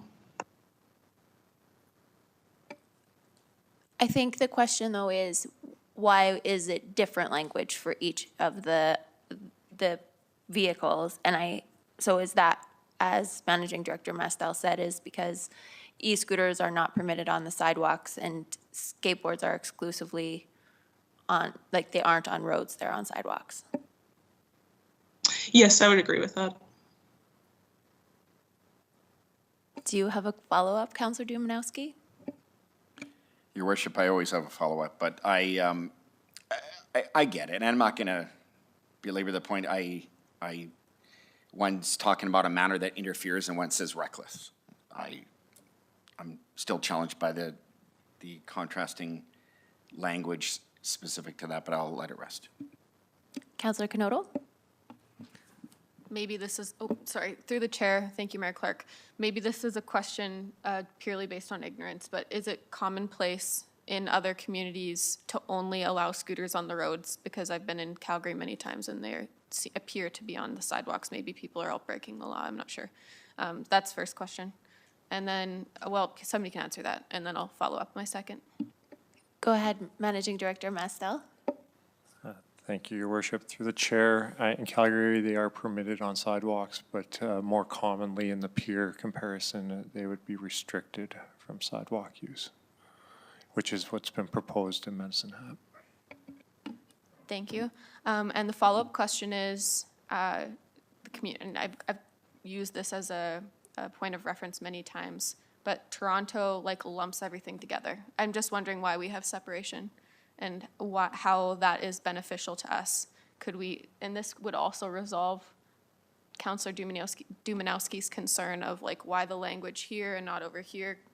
Would it not just make sense, like any wheeled vehicle with no propulsion device other than your legs just be used safely?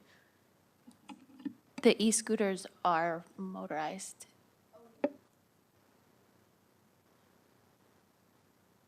Is that do you still want to answer to that? So what about, there's scooter kids up here too, so, you know, like pedal scooters, you know? As far as I know, there are no restrictions on pedal scooters, but Managing Director Mastel? Your worship, I believe that be the case. I think the addition of a motor to the scooter changes its classification.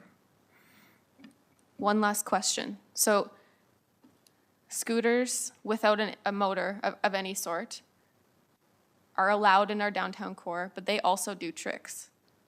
So I think that, I don't know if it's necessary, I don't know. I just feel like we could just like make it less stigmatized to skateboards and just say anything with wheels that, there's better language than what I'm gonna say. But I think it's, rather than isolating one particular thing, I just wonder if the language could just be, you know, a little bit more neutral. Managing Director Mastel, I think there is a distinction between bicycles as well, which are not allowed on sidewalks. Go ahead, Managing Director Mastel. We're down a rabbit hole. If I understand the question correctly, if we were to broaden the definition of the skateboard to a wheeled conveyance that does not have a motor rather than a skateboard, City Solicitor may have a comment related to that. I think we addressed the skateboard specifically because there was a bylaw specifically relating to skateboard use. And so we attended to that specifically in this proposed change. If there were concerns raised with the use of other wheeled conveyances in our downtown core without a motor, I think we'll return with another proposed amendment. I accept. Thank you. Seeing no further questions, and just a reminder that at this point, we are voting on second reading of the amendment to the Parks and Recreation Areas bylaw, which defines e-scooters and allows them on paved pathways and city parks. And seeing no more questions, we will vote.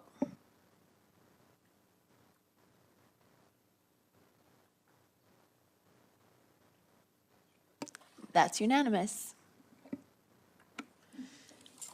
Your worship, I move that the bylaw 4698, bylaw of the City of Medicine Hat to amend bylaw 2527, the Parks and Recreational bylaw, be read for a third time and passed. And I second that. Seeing, Councillor Van Dyke.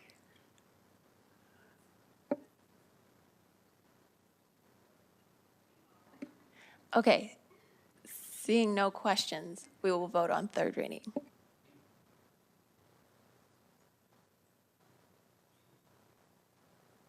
And that is passed. Moving on to item 10.2, Bylaw 4699, a bylaw of the City of Medicine Hat to amend bylaw number 4346, the Public Roads Bylaw. I move that the bylaw number 4699, a bylaw of the City of Medicine Hat to amend bylaw 4346, the Public Roads Bylaw, be read a second time. Councillor. Oh, and I second that. Councillor Sharps. Just wanted to check. Through the chair, I just wanted to respond to Councillor Hirsch. He had asked some questions about feedback, and funny enough, right after that last council, as a downtown business owner, I kind of got quite a few emails. I forwarded some of them, and some of them didn't want me to be forwarded, but it was really quite interesting, so I just wanted to share that. Some of the comments from the downtown business owners that were really kind of not against it, but just kind of, we have some concerns. They live downtown as well as own businesses downtown, and their question was, how are we going to prevent them from, if the skateboarders are down in the middle of the night or they're jumping on the flower railings and things. And I said, well, you know, I think that they've worked really hard to get it this far, and they're not going to risk having this repealed one more time. So we don't want to do that. And then the second one I got, interestingly enough, repeatedly was noise. And, well, they're really loud. And I'm like, so is my sports car. You don't complain about that. And she just looked at me and she goes, yeah, you're right, I don't. So the answer was, can we just make sure it's not noisy after 11:30? And I said, I don't think that's unreasonable, because I don't drag my car down there at 11:30. Well, okay, I don't do it on purpose at 11:30 at night, but you know what I'm saying? Like, we don't go out there and we don't do drag races down the Second Street. No, we don't. Well, I don't. So, but for the most part, I think people are quite conscientious about the downtown and the residents. I think that we have an opportunity to, instead of trying to find all the bad, we can always repeal this. What we can't do is make their decisions for them. I think we need to give them their opportunity. I think they've absolutely come to the table with some strong arguments and are trying to prove themselves as good citizens, and I would like to see us do this. But in the same token, you know, if it gets abused, it's on them, and we know where this stands, right? My 2 cents. Thank you. I would note that the Skateboard Association doesn't control all skateboarders, and that there are probably people in every group that choose to break the law or do things that are not acceptable. So, but there are definitely like already restrictions in place on skating and private property, that kind of thing. So I hope that this will be an iterative process and that we will collectively work together to share our roads and sidewalks as a community. Councillor McGrogan? Thank you. Through the chair, I agree with what you just said, and I just want to remind everybody what my concerns were originally. I'm not going to go through them again. I just think we're patching some stuff together quickly to make it kind of fit.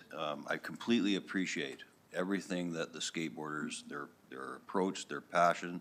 I agree with it. I want to see them boarding downtown, but I also want to make sure that we've looked after noise issues and those kind of things. And grinding, I guess, is a thing I just heard. I don't know.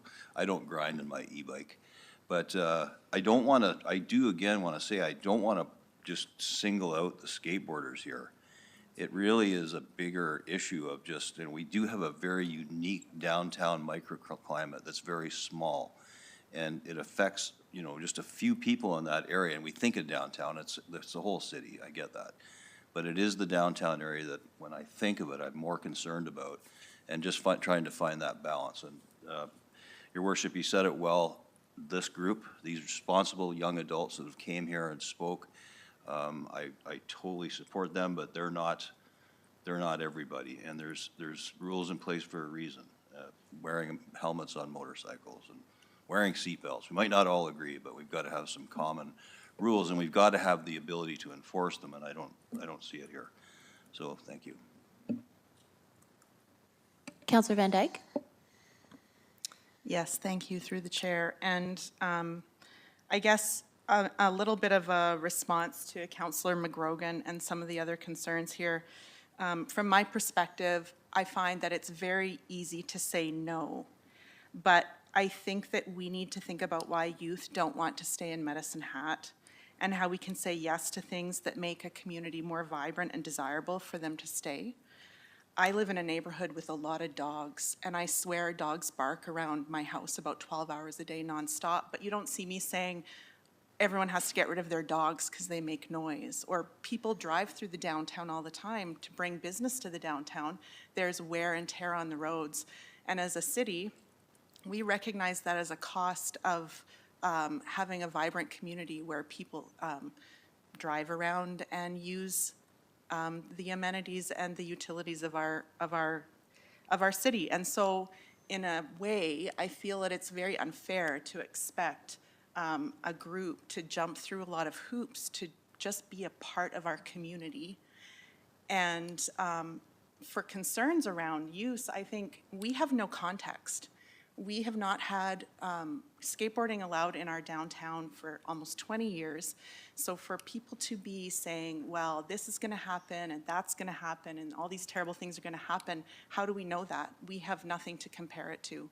So I think that, in my opinion, we do have the ability in the future to make changes if we need to, but I I fully support going ahead with repealing this bylaw and allowing skateboarding, because I think it's, we need to show that we support youth and vibrancy in our community.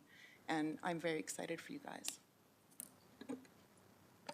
Well said, Councillor Van Dyke. Councillor Hirsch? Well, thanks, Your Worship. You know, it's funny, I'm part of the municipality, I guess, on a political scale, but yet I'm quite a laissez-faire individual when it comes to less government, not more. So it's interesting on that, but it's funny as I reflect now, it feels like we're back to full circle on this. Part of the concerns way back in the day that initiated the skateboard park was damage. And so here we are today. I appreciate that. So realistically for me, it's all about trust. And I think what I'm hearing, and I'm certainly supporting it, what I'm hearing is it's all about and up to the skateboarders. And it's all about respect, both what you're looking to get respect, but yet you've got people within the community that kind of want the respect themselves as their safety, et cetera. So, you know, if we can get along by getting along is what my hope is. But I will support the skateboard bylaw as amended. Even though I agree that some of the skateboarders that may incur damage, et cetera, may not be part of this great group, but what I would entrust and hope that we would empower you to patrol and be the person that says, hey, you know what, you've just wrecked something that the taxpayer, and some of you are taxpayers and some of you are future taxpayers, quite frankly, fund and pay for. So what I'm hoping for is that my support to this is not in vain, and that we don't have to recant and go back to limiting it. So it's not a lot of pressure, but I think it's healthy for everyone to have a bit of pressure in terms of compliance. We all live in a community that we all want to get along. So I'm happy to support it. Thank you. Councillor Robbins? My microphone on that whole time. I'm sorry. Good thing I was quiet and listening to everybody. And through the chair, thank you. I want to just say a couple things. So thank you to the Chamber of Commerce for receiving feedback and providing it to all of council. I think it was very helpful that they did that and took the time to talk to businesses. I also should thank the people who reached out to me via email or otherwise. They provided feedback. I reviewed all of it and re-reviewed those emails before this decision tonight. So I thank Public Services for doing the bylaw review of other areas. It made it clear to me, understand what other cities are doing, that the Medicine Hat skateboarding bylaw was outdated and unnecessary. And as we all know, bylaws can be fine-tuned if they don't meet the expectations we have today, which is sort of what we've all been talking about in different words. I guess my issue is when a bylaw restricts a certain group of people from doing certain things in a certain area, that just doesn't sit right with me. There are places that you can do skateboarding tricks all over Medicine Hat. There's no restriction on doing any skateboarding trick anywhere you want, and we don't have a bylaw to stop it anywhere else but in the downtown. So my feeling about it is I support all of this, of course. I have to have trust that people, especially young people, given the opportunity, will choose to do the right thing, and that we don't require a bylaw to control a positive recreation and transport option in this city. Thank you. Councillor Dumanowski? Well, Your Worship, it's already been said that this has come full 360 or 180, depending on which way you're looking at. Thank you, Councillor Hirsch. I was here when the initial bylaw was put into place, and I hate telling the old timer stories, but the fact of the matter is it was put in place for the very opposite rationale and reasons that we're so far extorting today, and that had to do with downtown merchants and patrons who were concerned for safety, access, noise, you name it. It was quite a campaign to get council to do it. And at the time, I was an educator, and I'm still an educator, and I work with youth. I work with children. I resent that this issue becomes are you for the youth? Are you not for the youth? This has nothing to do with the youth. It has to do with skateboarding, because we even heard from the partners themselves that say this is all ages. This isn't just our young. In saying so, what really challenged me, and I waited very guardedly but anxiously the last 2 weeks, is to hear from the downtown. Because they were the ones who convinced the council of the day and me of the day to institute a bylaw. And quite frankly, and I said to our council, some of our council members off camera at another point, I haven't, in the last 18 years or so, I haven't heard it really be spoken about positively or negatively at all, to my recall. And so it was almost like, let sleeping dogs lie. But I recognize it is a new day. It is 2022. We have a new attitude. We have a group that has demonstrated over that time, and again, not exclusively, but they have demonstrated their desire to create value in their sport and what it means to this community. And not just the young ones, and some of the older ones as well. And they've done that. And Council of the Day partnered with the groups and they did all the heavy lifting, but they partnered with them to dedicate some spaces and grow and backstop and pay for some of the costs. And I've found to this point in time that relationship has worked quite nicely.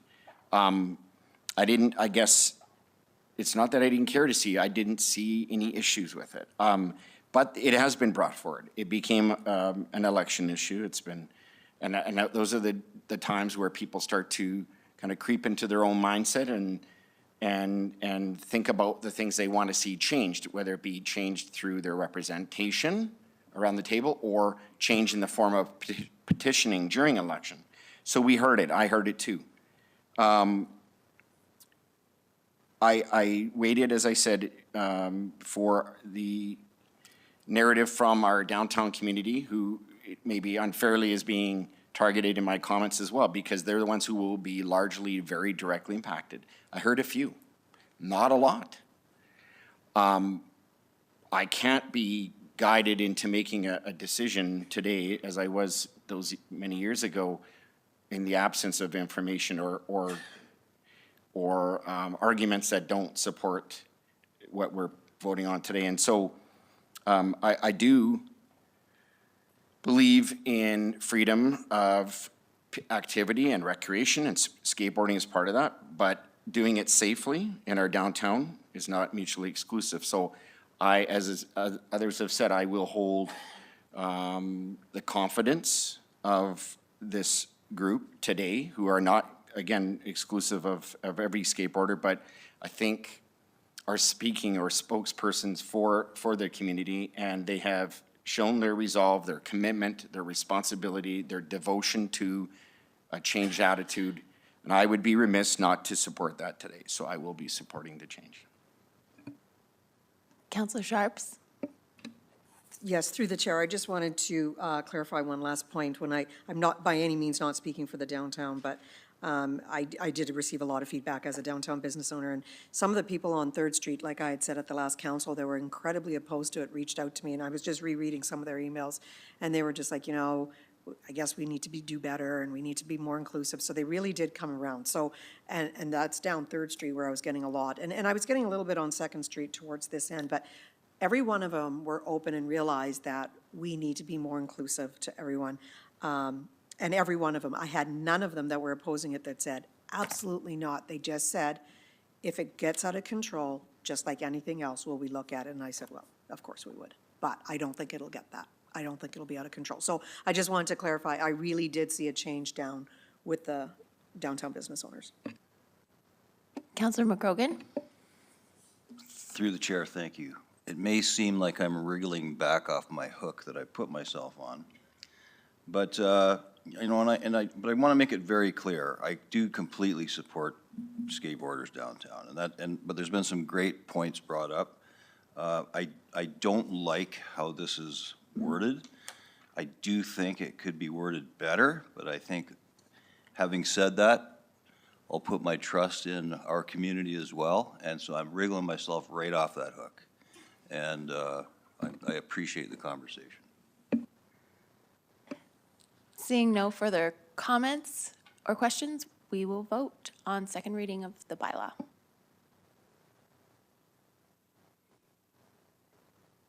That's unanimous. I move that bylaw 4699, a bylaw of the City of Medicine Hat to amend bylaw 4346, the Public Roads bylaw, be read a third time and passed. I second. All right, seeing no questions or comments, we will vote on third reading of the bylaw.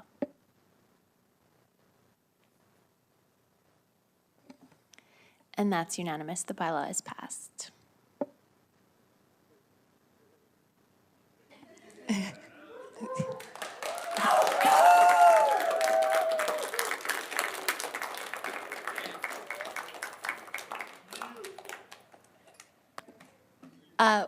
We have some further business if you'd like a minute to, if you want to stay, we're very happy to have you, but.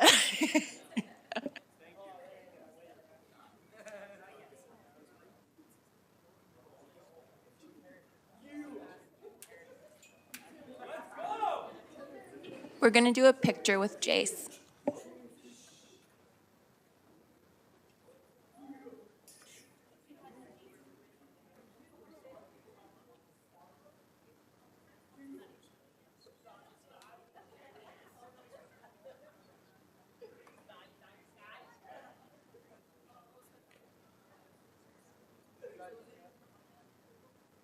We'll do that at the end.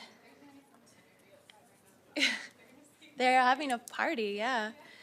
All right, so having dealt with items 10.1 and 10.2, we'll move on to item 8.3, which is the Public Services Meeting of May 9th, 2022. There's one item for adoption and 3 items for information. Also move. I'll second. Thank you. Any questions or comments? Councillor Sharps? Yes, through the chair, on the participation challenge, I know that there was some talk about challenging a different municipality, and I think Councillor Hirsch might be speaking to it, but we also at the police conference challenged the police commission. So if the Lethbridge, was it Lethbridge Police Commission I challenged? Yeah. I walk the course 5 days a week, so I figured we could kick, but now I've got an injured. So, but we're still going to do it. So if I can ask somebody in administration to maybe make a formal challenge to the police commission, or not the police, the police commission. I'm not sure if that has to go through the city, or can we just do it on ourselves? Through the chair, Councillor Sharps, you were talking about city council challenging our city police commission? No, there's a council to council and a commission to commission. Okay. So you are asking? For a formal request from commission to, but I didn't know if it goes through you or through the commission. Anything to do with police go through commission? Then I'll do it. All right, thank you. Councillor Hirsch? Well, Your Worship, definitely would like to look forward to a participation challenge. This is coming quite quickly. It's starting in June. Hopefully, and I know there's a communication being sent on it.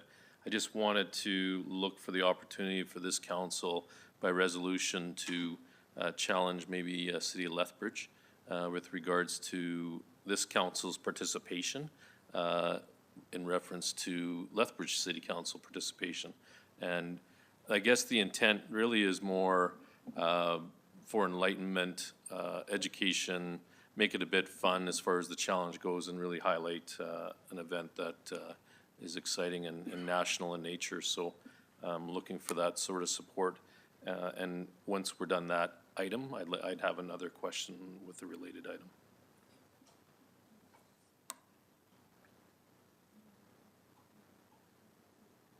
Did you make a motion to pass a resolution? I can certainly make that motion. So I move that we send a challenge letter to the city of Lethbridge with regard to a friendly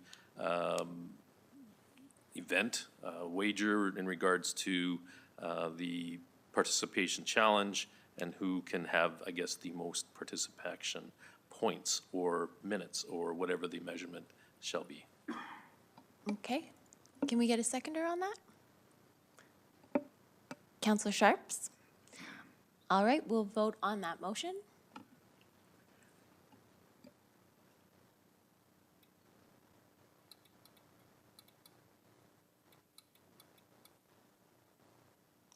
And that's unanimous. Counselor Knodel?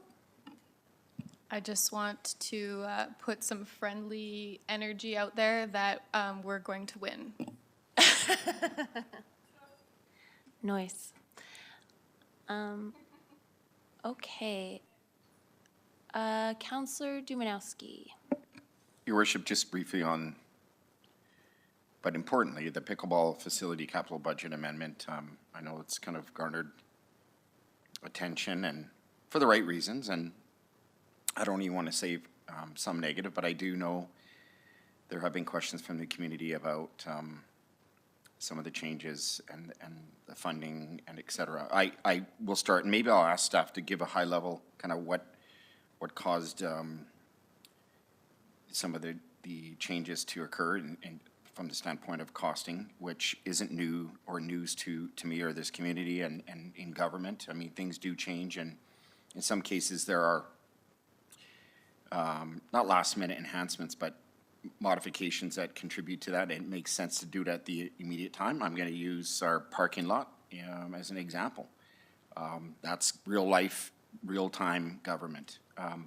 But I do support this, and I'm very pleased that we have found a means and a way to cover that and make it happen. It was already moving forward, and it's going to be an incredible facility, and we'll have huge opportunities for this community, but bringing other pickleballers from all over the province and the country, dare I say. And so just to have true transparency in the costing increases and the funding, and again, that there will be some funding paid back or contributed by membership, et cetera, tournaments, et cetera. So just high level narrative, if I could.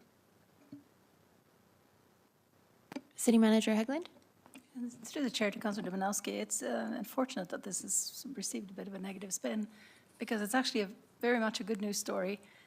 There is no budget overage. This is a project delivered within budget.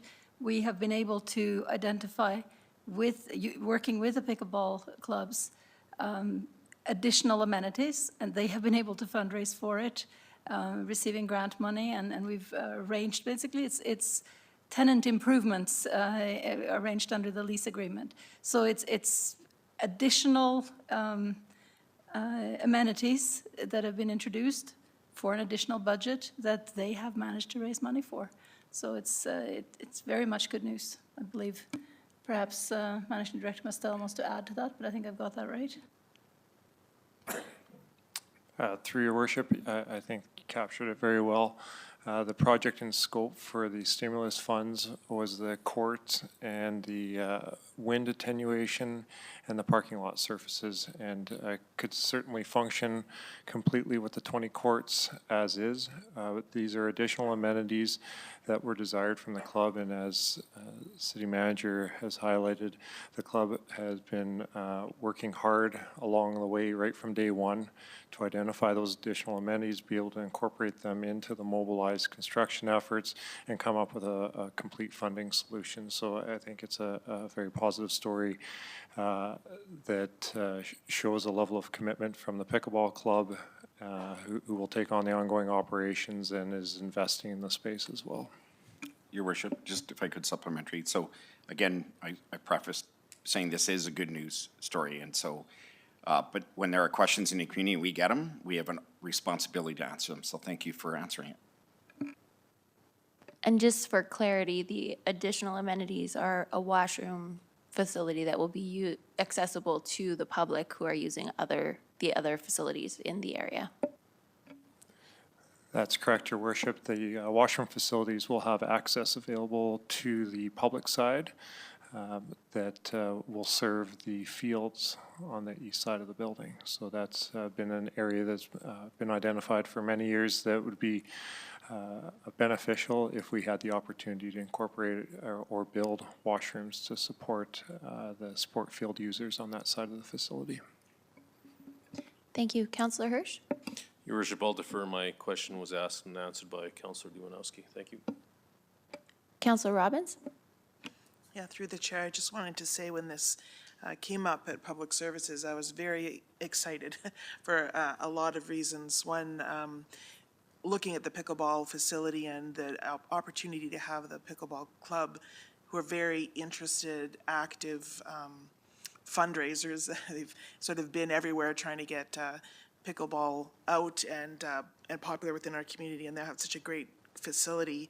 I was excited about the fact that the city was partnering with them with their, they're on city land and they're going to be able to operate the facility, which means it won't cost the city anything. And so you have a new thing you can do in Medicine Hat, but your tax dollars are not funding it, and that doesn't happen every day. So very excited about that. I was also excited as a parent of a kid who's often either at soccer or something in the park playing Frisbee, and it's a long haul to take a little kid to the bathroom all the way into the Go Center. So I definitely think that there's some advantages to the community to have the design that it was. And so again, kudos to the Public Services Committee and the people who worked on the design with the pickleball club to find something that would work for both groups. So there's an opportunity for citizens not using the pickleball club to still have something of value there. And I just wanted to clarify that the grant that's referred to, the $125,000 grant, that's the pickleball club's application. It's not clear in the briefing note, and I know that from the meeting. So the pickleball applied for the $125,000. The remaining amount they'll pay back over 10 years. But in the meantime, we'll all be able to use the facility, them for their pickleball needs and the community for the bathroom when necessary. So a win-win-win, as my child might say about the whole thing. And so thanks for the negotiation and welcome Pickleball Club to a great partnership. Okay, that's an important clarification. So just so I'm understanding, the funding request is $390,000, but in actuality, the funding request is $265,000, which is a repayable loan. Okay, thank you. Councillor Knodel? Thanks, Mayor Clerk, through the chair. I just wanted to mention, so when we first got this briefing note, I am conscious of the community response to our downtown Market Square. I have seen both proponents of the Market Square and those who are highly concerned about the spending.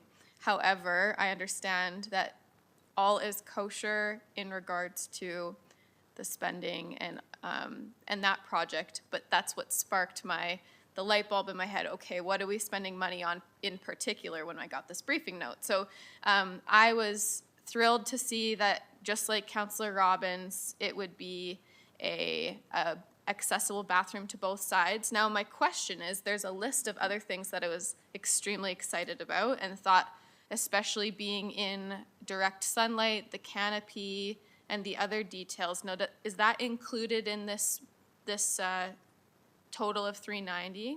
Okay, and I would like to read those out just because they're something that, so I really like the canopy.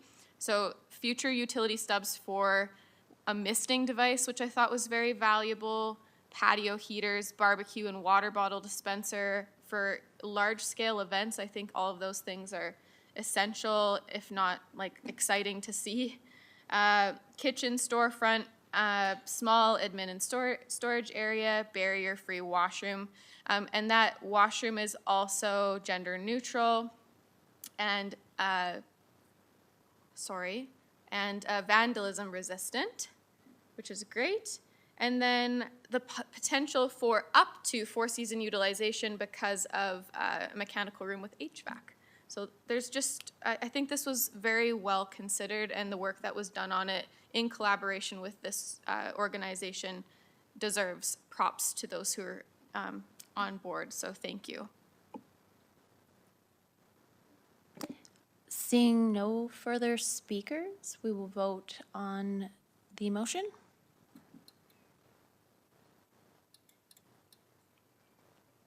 That's unanimous. Moving on to item 8.4, Emergency Advisory Committee from May 20th, 2022. Annual, and the item is for information. I motion to accept. Second. Councillor Dumanowski. Just briefly, Your Worship, it's kind of like lot of things that we do around here, or we've been around, you're used to, you're familiar with, but just a reminder and a plug, if you will, that that staff will be in doing a refresher and working on the annual flood preparedness, and at times that does mean activating or testing out some of the gates that they have to put into place by the Y or other places, and all of this to just validate and support the need to be able to react by being proactive, and that's an important aspect to flood mitigation is familiarity, continuity, having everything in place and making sure it still fits. And I'm just pleased with that, even though I guess you're not supposed to say those things. It doesn't appear that we're in a difficult outlook at the latter part of June, as we have been in the past. We're ready, and part of this preparation is to be as ready as we can be. So I just wanted to bring that to the public's attention. Thank you. Councillor Robbins. Thank you, through the chair. I just, the one thing that, well, there's many things that are interesting about being on council, but one of the best things about it is you get to learn about things that you would never have even known before. And in the 2013 flood, I was an evacuee. So learning about how communications happens and a lot of the information we received in emergency preparedness, I would not have had a clue had I not been in that presentation, and how much work goes behind the scenes to make sure that we're safe. And so I was very grateful to be on the committee and be able to receive that information. For anyone who's interested in knowing, it's all, of course, contained in the council package, which this time is not too long, so you could probably get through it pretty easily. But it wasn't just so much for me having the information, but the authority and understanding and confidence with which it was given to us by staff was tremendous. So I was extremely grateful to be a citizen of Medicine Hat in what used to be a flood zone. Now with the berm hopefully isn't, but grateful to hear all of the information and all of the tremendous amount of work done by our emergencies operations staff. So thank you for that. All right, seeing no further speakers, we'll vote on the motion.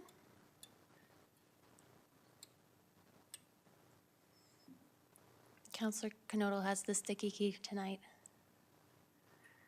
How would you like to vote, Councillor Knotel? Oh, there we go. That's unanimous. All right, moving on to reports for reception. Item 9.1, Police Commission meeting from April 27th, 2022. The item is for information. So moved. I'll second. Any comments or questions? Seeing none, we will vote on reception. And that's unanimous.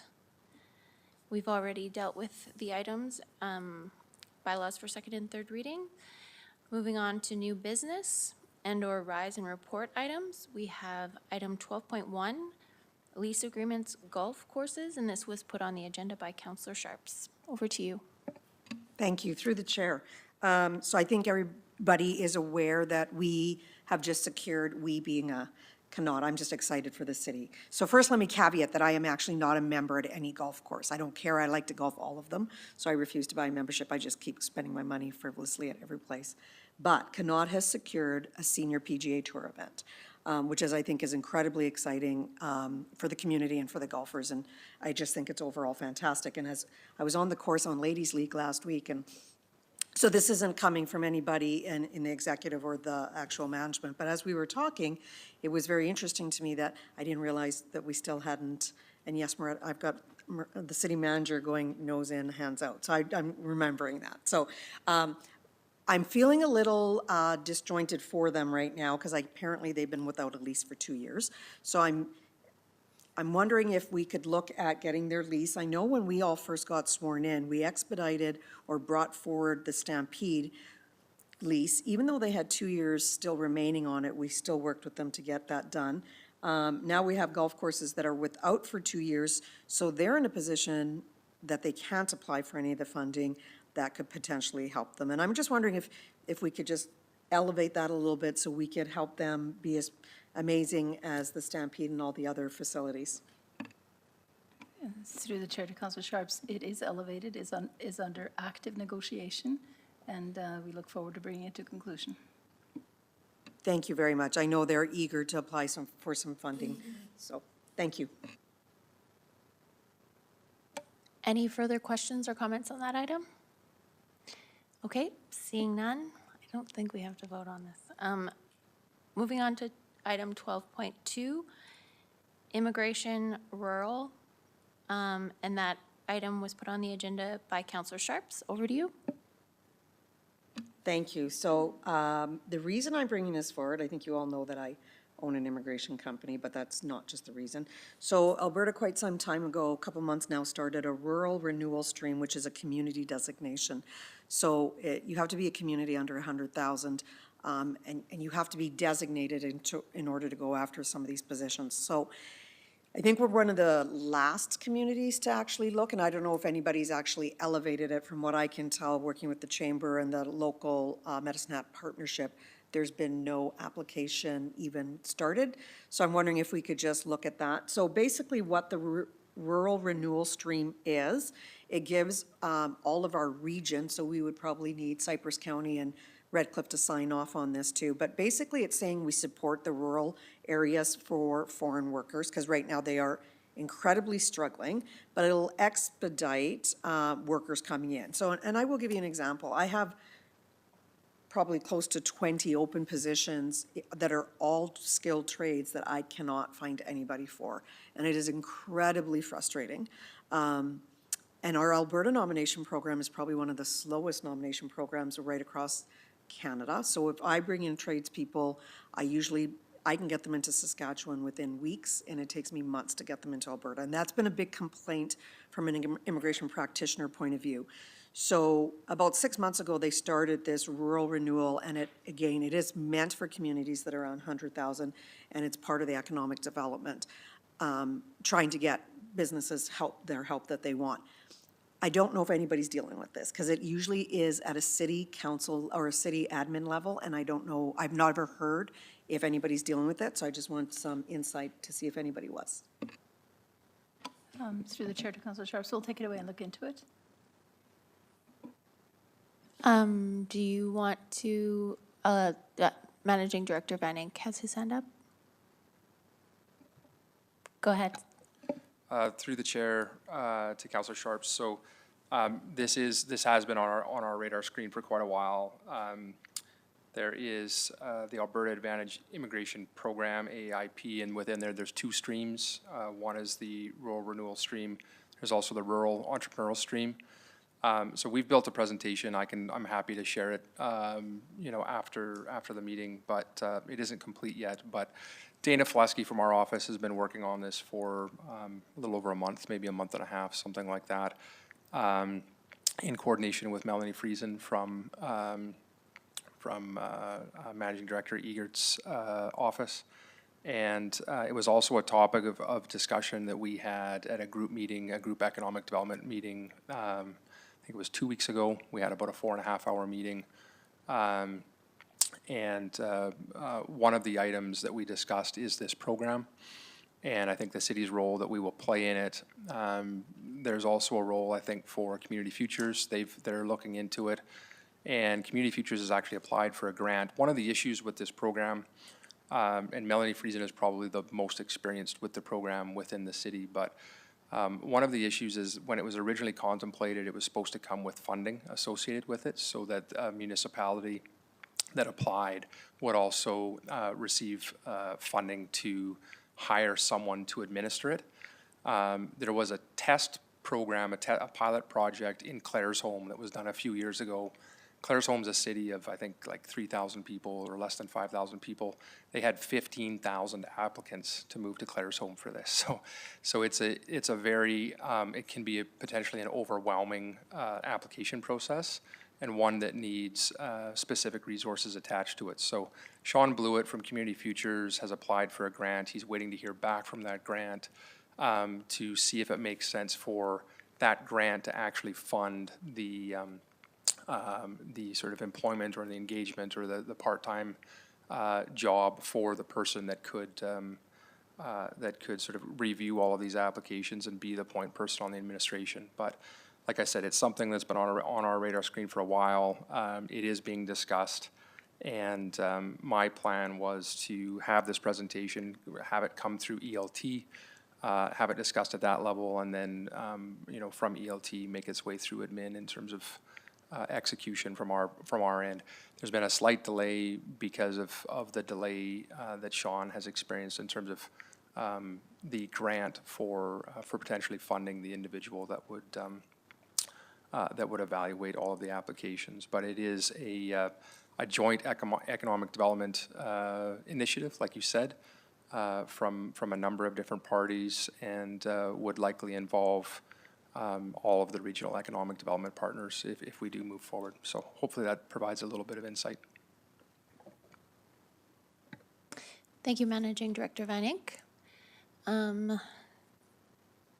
Seeing no further questions, we have a point of privilege by Councillor Dumanowski.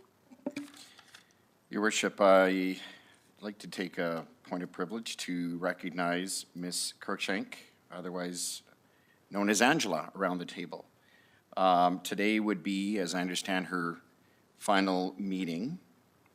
But before we wish her well and off to her next adventure, I would like to take the opportunity to just express a few words on behalf of council.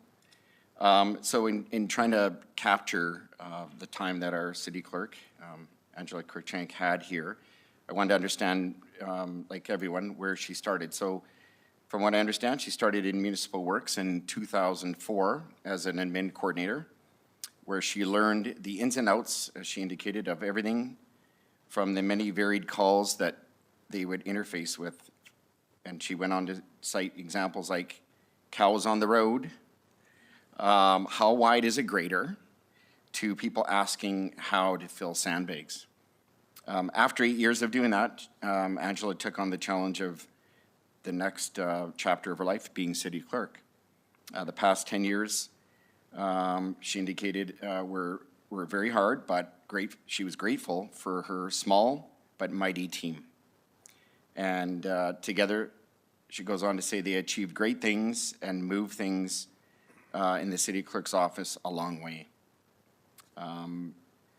Angela says that she's grateful for her time with the city of Medicine Hat and will certainly miss the great people that she's been blessed to work with for the past 18 years. However, she does say she will not miss the long meetings. Ms. Cruikshank, Angela, she is moving on to a new role in life. She has a new focus on privacy records with another government. So we're going to miss Angela on a personal level. The time that she's been here, I've been here, and it's been great getting to know her. She's a very strong personality, very personable, very competent, honest, high integrity woman, and her role as city clerk was well supported by her personality and her actions. And I can tell you this council, past and present up till now, has been well served by her. And so on a personal level, I wish her nothing but the absolute best. And therefore, Your Worship, we as a council, and certainly me having the privilege to say a few words, wish Ms. Cruikshank, Angela, nothing but the very best in her new endeavors, blessings and prayers, and our deepest appreciation from this council. Thank you. Very well said, Councillor Dumanowski. Seeing no further business, this council is adjourned.